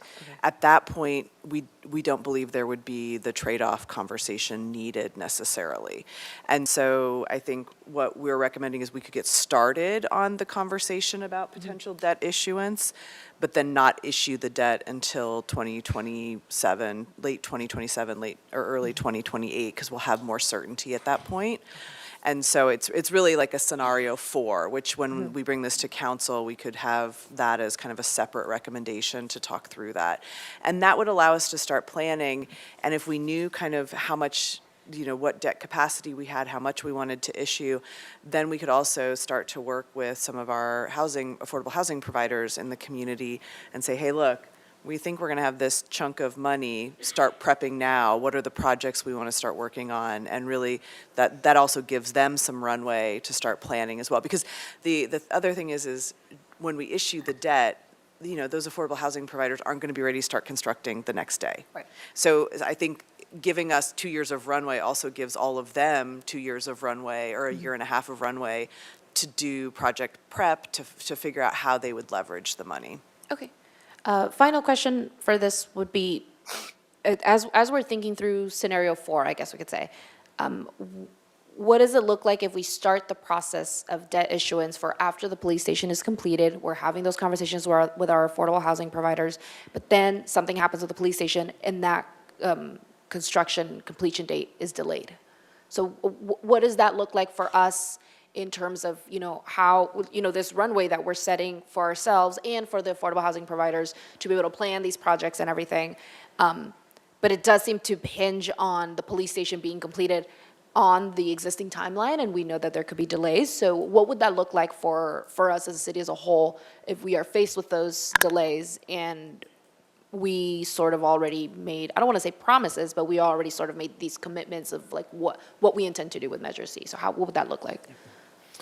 Councilmember Santamaria, kind of depends on what issues might come about with the construction project. If we get closer and closer to the expected completion, the amount of uncertainty reduces, right? So the risk associated kind of goes down and down as we get closer to the grand opening.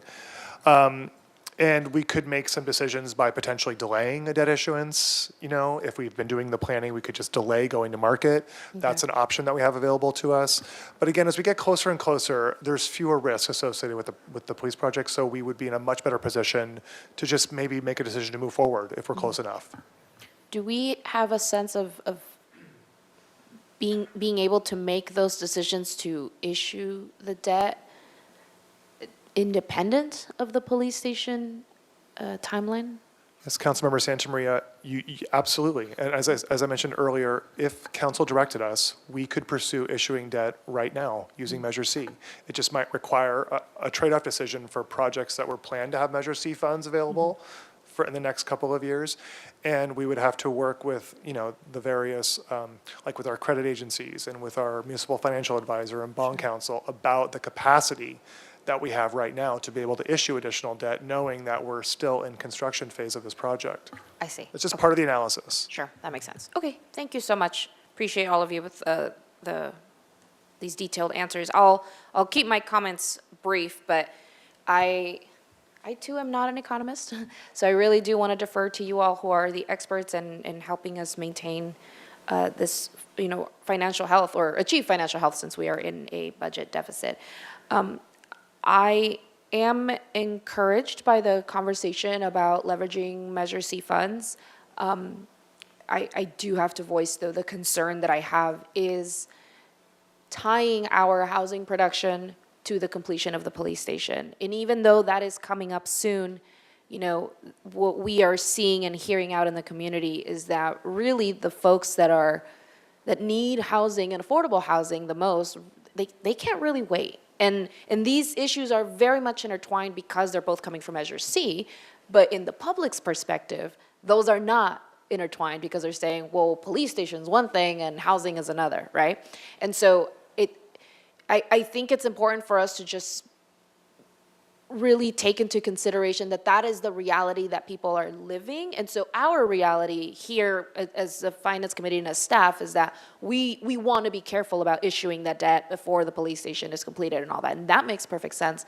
But I think it would just be a matter of us really thinking through the messaging for our community, because if we want to issue debt now, then really helping folks understand that this would potentially mean some trade-offs, right? Yeah, and I Or think- the delay, how it could help. Go ahead. It's not just the police building. So if you recall, Dwight Murphy Field and the Sure. accessible playground was also part of the debt issuance.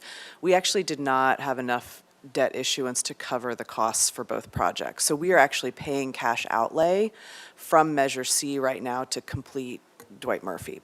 And so I think that's all, it's not just the police building. And so I think that's, I just want to make it clear, it's not just the police building that is driving the decision-making process. So I just wanted to share that. My understanding is the police station debt is, of course, much larger than Dwight Murphy. Dwight Murphy's about $1 million, and the police station is how much again? No, Dwight Murphy is 6 million, and the 6. police station was 98 million. Oh, yes, okay, that makes sense, thank you. I was seeing some other numbers. Okay, so yes, right? So, I mean, we do have Dwight Murphy, we have the police station, and even though the police station is not the only driving factor, it is the main driving factor because it is the largest project. And so right now, that is just something that we need to sort of sit with the voters and really their perspective on the critical need for affordable housing now, our, of course, restraints on what those implications could be if we issue the debt now. And I am supportive of us going through scenario 3 or 4 in this case. But I would implore my colleagues, staff in general, to really look at how we can do this in a way that we don't want to have one project hold up another, or not one project, one priority hold up another. And I very much agree with my colleague, Councilmember Harmon, on, if we can collaborate with the county, I mean, it seems like a wasted opportunity not to. I'm sure you've all had probably some conversations. I, too, would be happy to make myself available and help either start or continue those conversations. It does seem like it could be a good investment from both parties if the county is willing to partner in this. If not, though, I do trust our staff to be, with our consultants, partnering with them and making the right decision with either scenario 3 or scenario 4. I would love to see the one that we're sort of calling scenario 4, if we could lay that out for when it comes back to council so that we can really see what that looks like, and then be able to discuss and vote on that. Thank you all. Thank you for the comments. Great discussion here. I'll keep this brief because we do have one more, and I want to give us a little bit of a break before 2. So a quick question on if we have the district for, say we were to have it for 30 years, and say in year 25, we issue some large debt, and then the district goes away 5 years later, where's the mechanism for that funding to repay it? Yes, I'll start, and I'll ask maybe Mr. Hill to join in, but I think we would need to go through a process to consider reestablishing the EIFD for a longer period of time as the mechanism to pay that ongoing debt service payment for the life of the debt. So we would have to consider extending the EIFD, and maybe there's a technical part that Mr. Hill would like to jump in. No, you're absolutely correct. Without any action to kind of reincarnate the EIFD, in that scenario, if you were in year 25, you would only be issuing a very short debt. You would not be able to throw out a 30-year amortization. So that's why I thought you'd have a shorter amortization, and if we had a 30-year finance, or say we created it, say tomorrow, say we went forward with that issue one or a year from now, that's the 30 years, but we wouldn't be issuing debt probably for the next 5 to 10, so that it wouldn't be able to amortize it over 30 years because we'd already be so far into it, so we'd have a shorter amortization window, which would then drive up the cost because you can't amortize the debt. Okay, thank you. Glad I asked that, just it's another issue that would come up. Another question, I never fully understood this, getting back to the county. What's in it for the county? If it's a city project, it's in the city, and they're contributing 50%, what's in it for them? So I think the incentive would be that we would then partner with the county to ensure that any affordable housing projects would be open to all county residents and not just City of Santa Barbara residents. And so I think that would be one of the incentives. Or if we were doing, say, a workforce housing project for city employees, and the county was participating and we were using these dollars for that, we would also offer it to county employees as well. So that would be the incentive if I had to name one. You mean just having the love of the three of us on finance isn't enough? Would that, just a quick follow-up, would that affect our arena numbers if we opened it up, or would we still get all the arena, or would that be something to negotiate? If all of a sudden we're doing 100% city, but the county's contributing 50, and you have, say, 100 units? That's an interesting question. I think the RENA numbers are based on city limits, and so the county's RENA numbers are based on the unincorporated areas, so we would get the full RENA credit. But they would get affordable units, so. Yes, Okay, correct. perfect. And then my last question, this goes back to the whole discussion on Measure C and financing debt earlier. Do we need to have, when we're going to issue debt, there's that whole process, you said 6 months, but you really want to have a shovel-ready project, correct, before you issue the debt? Yes, Councilmember Freeman. So when we go through the credit rating process, we issue an official statement open to the open market. When we issue debt, they are all going to want to know how we're going to spend the money, what project, the timeline, the budget. All of that is part of the process. When we actually issue the debt and then we close the deal, we receive the funds in trust, we need to spend those dollars within a very prescribed period of time, a couple years at the most. We need to spend it all down, and then we start paying it off over the next 30 years. So it's not like we can issue debt and then it sits for a period of time as we're trying to figure out what to spend that money on. No, we need to know exactly how we're going to spend that money. And I think that's again, it's not just because of the police building, but I think if we had that sort of 1.5 to 2 year runway, that gives all of our housing providers the opportunity to say, okay, let's get some projects ready in the pipeline, so when the debt is in fact issued, we're ready to go. So I think it's not just, waiting for the certainty of what's going to happen when Dwight Murphy and the police building are done. It's also making sure we're ready to spend the dollars when we issue the debt. And it also could be more than one project. Maybe there's 3 projects, and we figure out how much capacity we have to help fund 3 projects. So that's all part of the analysis phase of the project. So right now, the timing actually comes up on both sides, the housing side versus the completion of Dwight Murphy and the police station are actually lining up. We really wouldn't want to go earlier because we want to have that time to get the project shovel ready. And the one I'm specifically thinking of is the current, or it's called the old police station, because you would want to have the new police station as close to done as possible, so you could move everybody out of the old station, and during this next year to year and a half, start looking at, is there a potential housing project on that site, and get that close to being done too, so then you could issue the debt at the correct time, and maybe that's one of the projects, or there's other ones too, I'm not just saying it's that one. So it all kind of lines up. It's not a capital project that's underway holding up the debt financing for projects. Okay. So with that, I am where my colleagues are and staff. Appreciate the enhanced urban financing district, but one, there's a lot of questions, with our city budget, especially going into the outer years and those incremental property tax increases. We're going to need those going forward. Property tax is the most stable, and it grows more. It weathers recessions more than TOT and sales tax does. And at this point, the county also has some budget challenges, so I'm not sure at this point whether they would contribute the 50% or some percentage. It doesn't hurt to have those conversations. And then, again, the impact to the general fund of our city right now, if we were to start limiting property tax, especially on these larger ones, given what we're trying to right the ship as it is from the last item.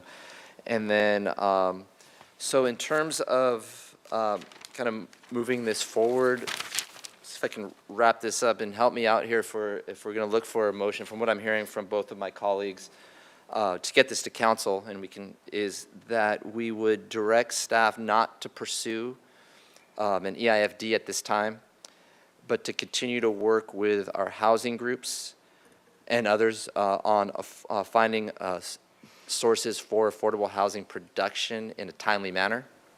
And that would include the exploration of Measure C debt financing for future housing. That works for us. Does anybody want to add anything to that? And if not, do I have a motion to that effect? So moved. Is there a second? Second. Made by Member Harmon, seconded by Member Santa Maria. Have the vote, please.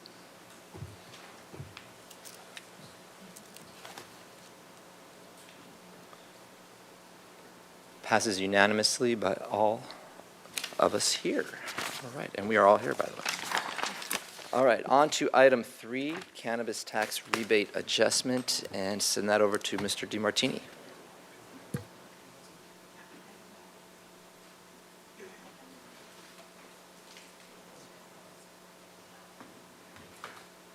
a tissue break. Jen, grab a tissue. I've burned through the ones I brought.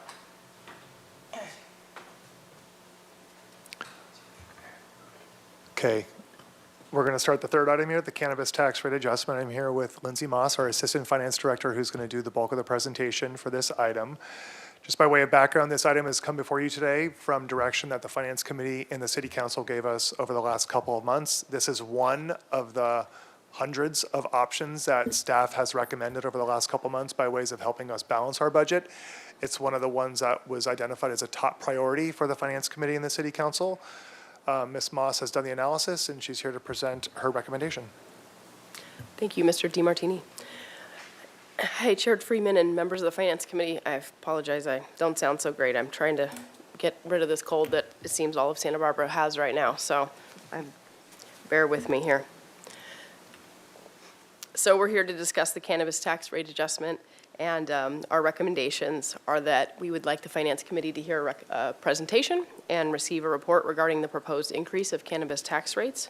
And also, we're looking to the Finance Committee to recommend that Council adopt by reading of title only an ordinance related to the cannabis adjusting the tax rates and repeal the prior ordinance.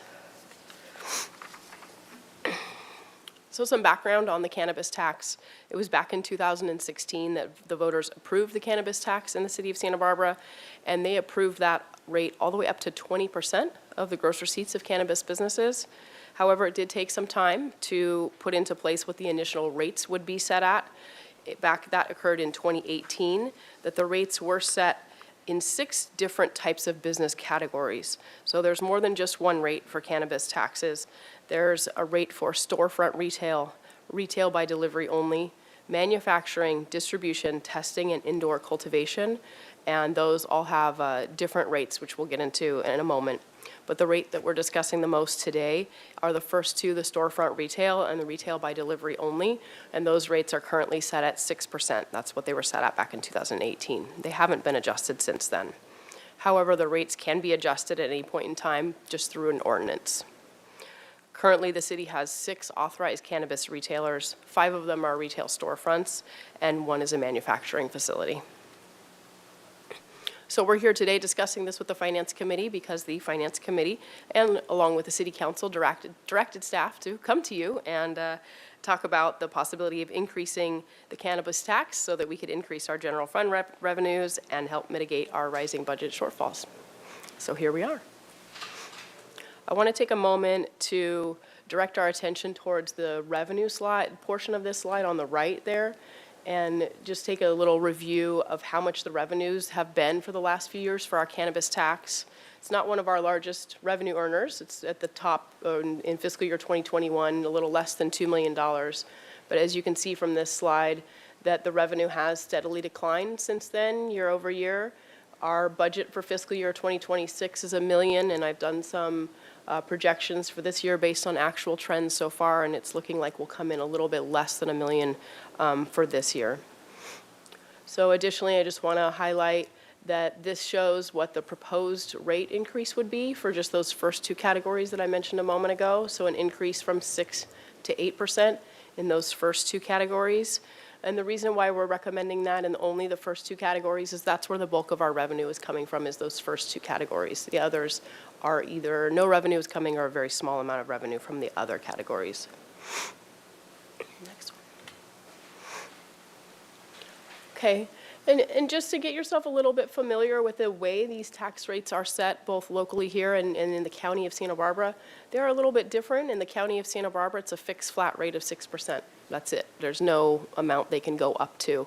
But for our city and some other cities that are similar to us, they actually set a cap, like us, where you can go all the way up to 20%. But you can see here that most cities are not at their cap. So you've got Goleta, it's at 5%, but their cap is 10%, and so on.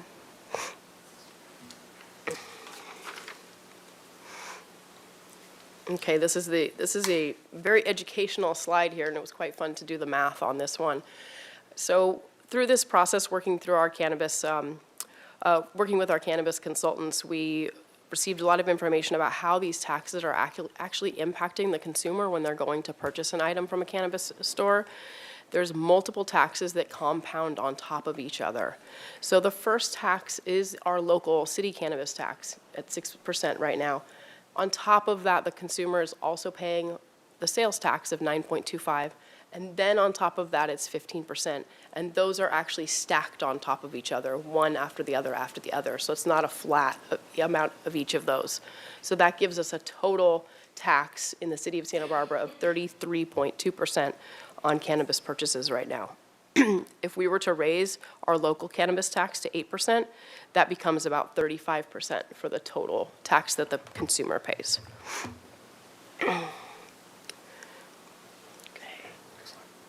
Yeah, let me say one more quick thing on the state excise tax.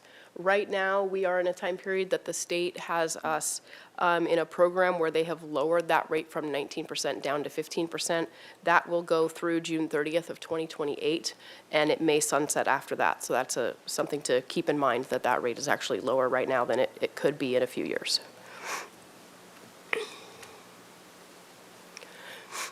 So I mentioned earlier that we do work with a consulting company called HDL. They completed our cannabis business tax audits just recently for us and are quite experts in this area. So we worked with them to find out what type of economic indicators and other considerations we should be looking into when we talk about increasing this tax. And they let us know that, we really need to be taking a close eye on what other cities and counties are doing nearby in terms of their rates, and not increase our rate so high that a consumer will just drive to another location. They said that in their experience, people do drive 15 to 20 miles, 15 to 20 minutes to go to another business to pay less, and that consumers are aware of that, and they will go seek better prices somewhere else. So they encourage us to stay within sort of what the local taxes are in our area. And you could see from the prior slides what those were, and that we're already 1% higher than other communities. And also that if we went too high, that it could actually result in a reduction in the retail sales, which would result in multiple reductions of the taxes that we collect from those businesses. So we did want to stay in line with the cities around us, and that's why we've recommended just a 2% increase and not anything substantially higher. One. And then here we can talk about the financial impacts of this. So we're projecting just a range. It's hard to know exactly what the tax would result in terms of increased revenues for the city, but we're expecting a range of somewhere between $200,000 to $400,000 a year in increased revenue. But I do want to highlight that the financial analysis I did here was just very basic assumptions, just to keep things simple. So the projection I have for fiscal year 2026 is listed up there, just a little less than $1 million. That's based on the trend of how much we've received so far year to date.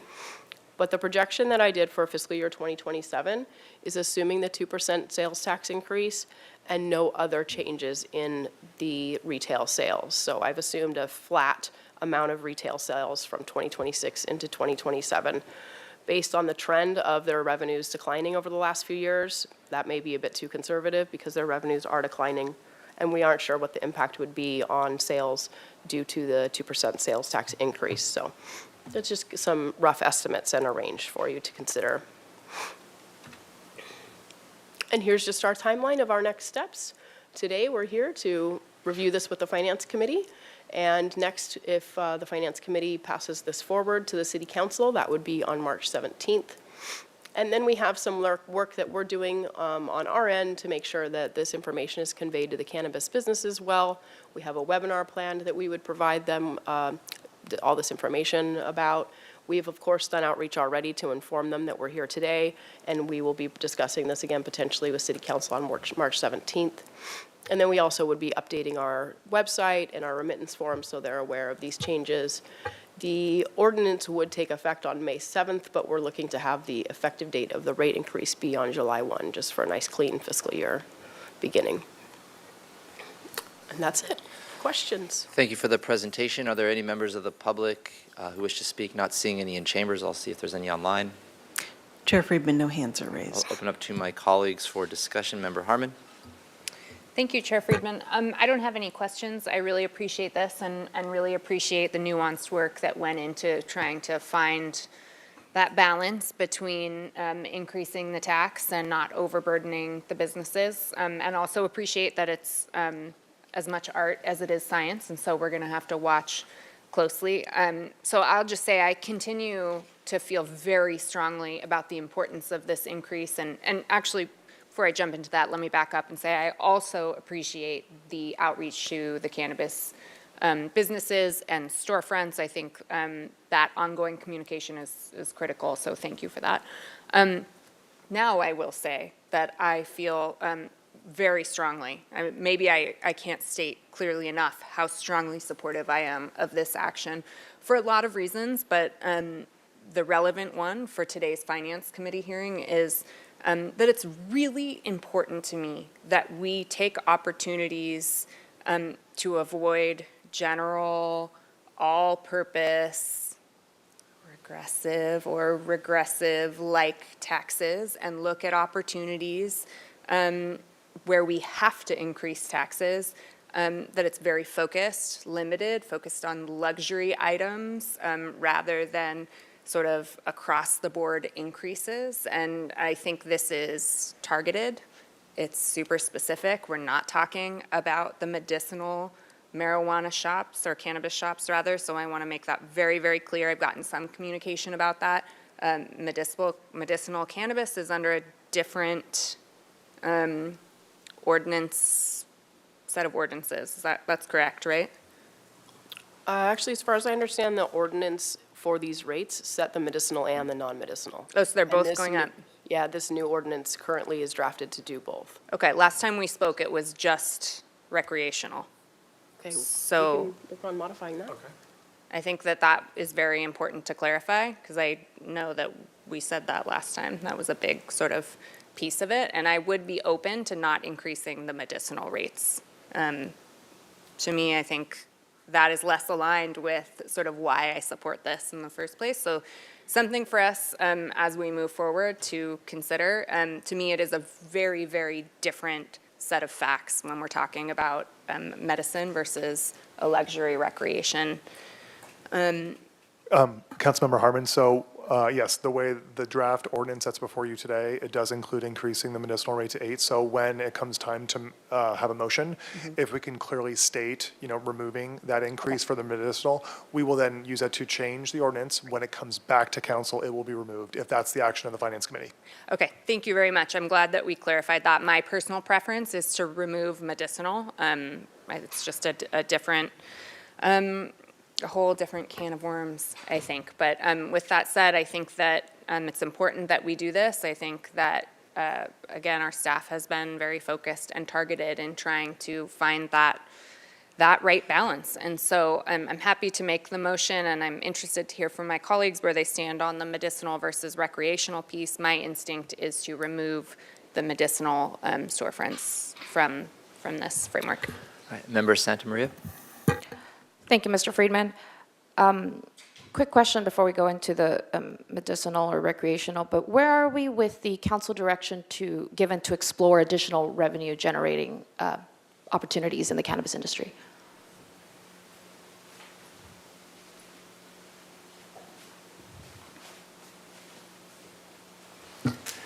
Hi, good afternoon, Chair Friedman and members of the committee, Anthony Valdez, Deputy City Administrator. So after the committee had asked staff to look into the exploration of additional revenue generating opportunities, specifically a lounge, staff had reached out to other jurisdictions that have lounges and also spoke to 2 operators and have found out that lounges essentially bring in the same revenue as a typical dispensary. There's not much draw to folks kind of, going into a room and kind of hanging out. However, the locations that have an entertainment aspect to it actually do quite well. So a place that is set up for comedy and performers actually do do well. Yeah. Okay. Yeah. Thank you so much. That's encouraging to hear. I think it seems to make sense to me that if people are just consuming on site versus consuming on site and having something to do while they're consuming on site, that makes sense that it would generate more revenue. What does that look like as in terms of next steps for city staff? So you kind of found that there could be a path if it was more had more of an entertainment angle to it. So what does that look like for us moving forward? Sure. So by ordinance, the city limits the number of licenses. So an ordinance would have to come back to council to increase the number of licenses. Also, the existing ordinance prohibits smoking or consuming at a dispensary or on site. So the ordinance would need to be amended to allow for the consumption on site. Okay. Thank you so much. Do we have a do we have that on like up in an upcoming meeting that we're going to be discussing that? Is that something that you need direction from either the committee or full council so that you can go do that? I'm not sure like where we are in that process. So that is on, the council did give direction on these items, so that was part of the action. So the council's already given direction. Right now, we're just trying to figure out priority and workload, because it would require planning staff to come forward with that land use change and needs an ordinance written. Given the work that they are doing on housing element implementation and some other items, we're just trying to fit in that, also the short-term vacation rental ordinance, trying to fit in and have a timeline for when that might come. So my guess is it's sometime next fiscal year before they're able to actually work on the ordinance and bring it forward. Okay, thank you. That is that's good to know.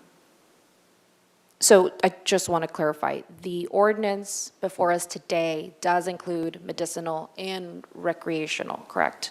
That's for both? It does, okay. If our cannabis retailers were to go out of business, other than the cannabis tax, what else would we be losing? Other than the cannabis tax, we would lose sales tax associated with those transactions, and then all of them are required to have a business tax certificate, so we would lose business tax revenue as well. Okay. Okay. Do you have a rough estimate of how much these other taxes are? So how much could we potentially be losing if these retailers went out of business? For the business tax, if I recall, I put it in the, excuse me, in the FR, but I think it was only about $1,000 to $2,000 a year. Okay. The sales tax, I'm sorry, I don't have that off the top of my head. Yeah, I would say the cannabis tax we get is the most. It's the majority of the tax generated from the purchase of a And the cannabis sales product. tax, right? Yeah, but we only get a small portion of the total sales tax Right. amount, right? So, but we get all of the current 6%. All of that comes to the city. Okay. Thank you. And then I think I had one more question. Oh, yeah, slide 5, where it says the cannabis tax rate and revenue. And as we are seeing the downward projection, is that just cannabis tax or is that also business and sales tax? It's just cannabis? Okay, thank you. Okay, appreciate all the answers to these questions. I'll keep my remarks brief, but we have, it seems to be 5, 6 retailers in the city. It doesn't seem to be that it is a huge part of our budget. And I do have concerns about this potentially backfiring. I mean, the voters are the ones that are going to be paying for that increased tax. The cannabis tax is already one of the highest in South County. And then I was reading through the report and the analysis made by the consultant on for this, that, consumers are going to inevitably continue to drive to other places, especially like Goleta's like right there. And I mean, I'm sure they have plenty of retailers that could absorb our clientele. I think the conversation that we were having about the additional potential revenue generating opportunities was so that we could retain that clientele. Because right now, if that tax rate increase goes forward, you are giving every incentive to the consumer to say, well, I don't have to buy it here. I could just go over to Goleta or Camarillo or wherever to Carp, whatever, to purchase it. And so I have some very serious concerns about the way that our budget is right now, and despite this being a revenue generating measure, it is still putting our additional taxes at risk. And I am concerned that it would backfire and hurt our general fund more than it's helping. Especially with medicinal included, I cannot see myself supporting this ordinance going forward. And I have concerns even for recreational, just simply because we don't want to put these retailers out of business.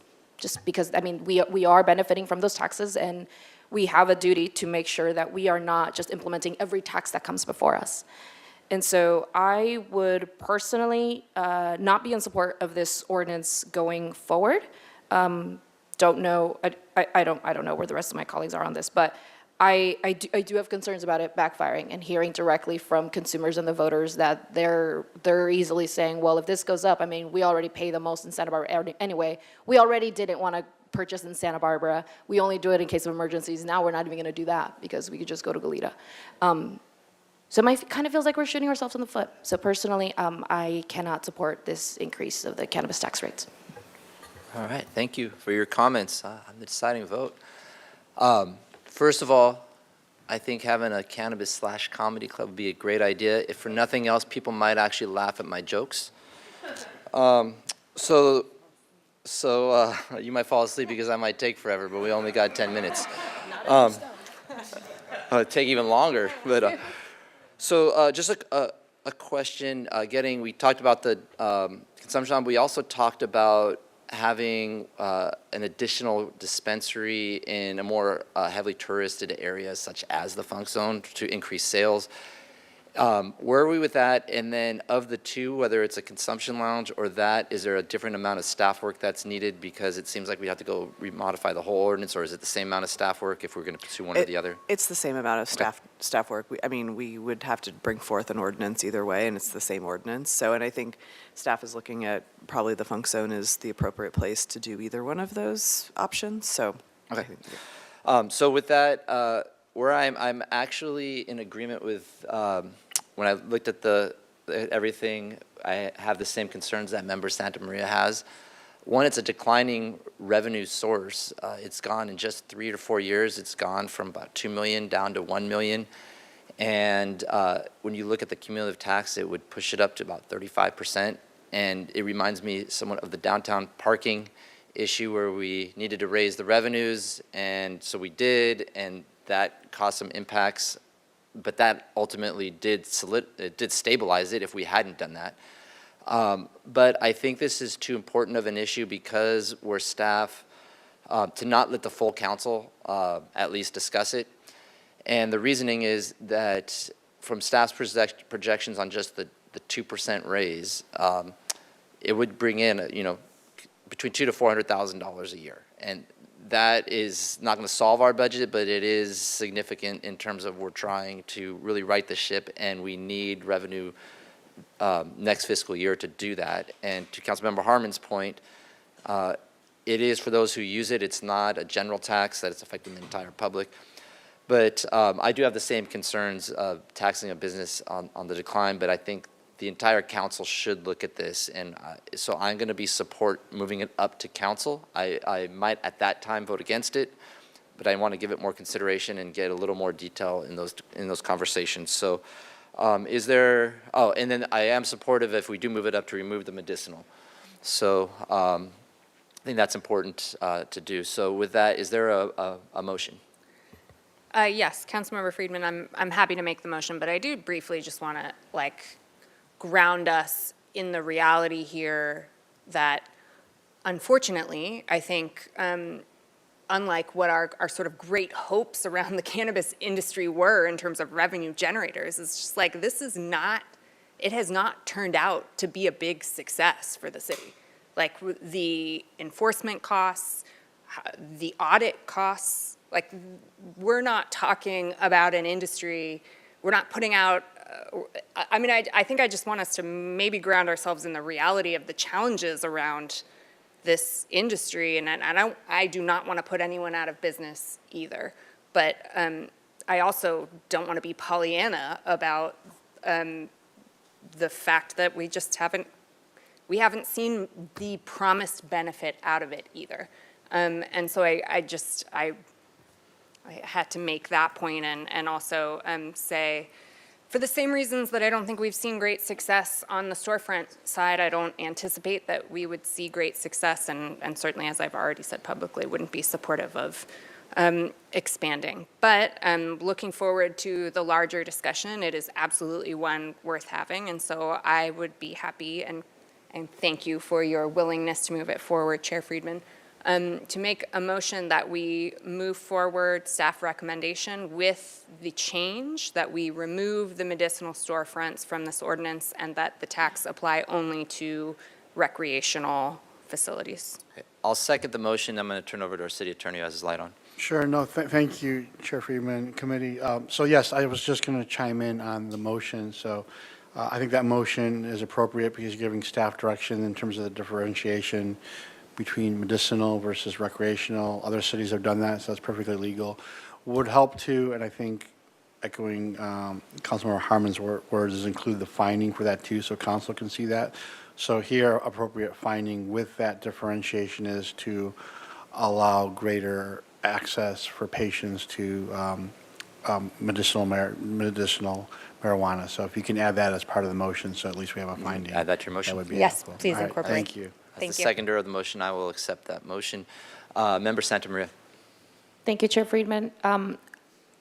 I too want to ground us, I think, in the realities of the cannabis industry in our budget with $200,000 to $400,000 coming in. It is a help. Again, it's not going to solve our budget crisis. But we're also looking at the realities of just the economy overall. I mean, this is not as was mentioned earlier, it's not necessarily a booming industry. And that is exactly why I want to exercise some caution, because it is on a downward trend. We are potentially putting, well, we're not potentially, we are putting more pressure on that industry to survive as it currently already is struggling to survive. And despite it being, medicinal or recreational, this might be a question more for staff, but I think my understanding, and please correct me if I'm wrong, but it seems like the recreational retailers also provide products to folks with the medicinal card, right? And so in that case, I am concerned that a recreational facility that also sells to somebody with a medical card would make it so that those folks are still being taxed. Do you see what I'm saying? So I have a big concern, especially about medicinal versus recreational, and I think it is a good first step to take that out. But again, it's a dying business. It's not necessarily, unless we do something to incentivize and find other additional revenue generating opportunities, we're going to continue to see that downward trend. And I think even with the tax, it's going to continue to go downwards. But do we as a staff, are we clear on how that works? I guess you could say at the counter of when somebody with a medicinal card goes up to a recreational facility and they say, hey, I want to purchase, medicine.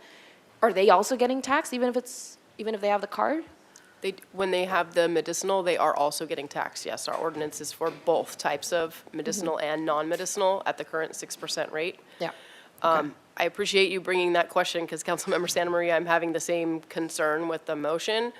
I'm unclear if it is a recreational cannabis retail storefront, are you wanting the tax to be different for a medicinal customer than a non-medicinal customer? Or are you just saying you want the tax staying the same at a medicinal retailer only? Because we do have two businesses that are just medicinal, and then the others We are getting both. short on time, but to the maker of the motion. Yeah, look, I'll give you my perfect world and then where I think a pragmatic solution. In a perfect world, any medicinal, like you're getting it with a prescription, will not pay the higher tax rate. If that is too hard to administer, we just heard evidence, and my colleague highlighted that folks are willing to drive to Goleta or Ventura to pay a lower price. Surely you're willing to drive to a storefront that's 5 blocks away that is medicinal if you have a medicinal prescription. So I like if it's too hard to administer that level of specificity, which makes sense that it might be quite challenging, I personally would support not applying that to the medicinal storefronts and applying it to recreational, and perhaps sharing some information with the public that if you are a medicinal user, if you do not utilize a medicinal storefront, you will be subject to these recreational taxes. I think that's a reasonable I think. To our city attorney. Yes, Chair Friedman and Councilwoman Harmon and committee, I think in the interest of time, because we have 6 minutes, what we can do, we have the direction in terms of the differentiation between medicinal versus non. There are some cities, as I mentioned, that do have this differentiation. So we can look, knowing the direction, knowing the overall motion that being made, we and staff can work at options and give those details at the time we come to council versus the 5 minutes we have left, so we can do that. Okay, so motion's been made and seconded. That detail of the medicinal will come back for the full council. And with that, may I have the vote, please?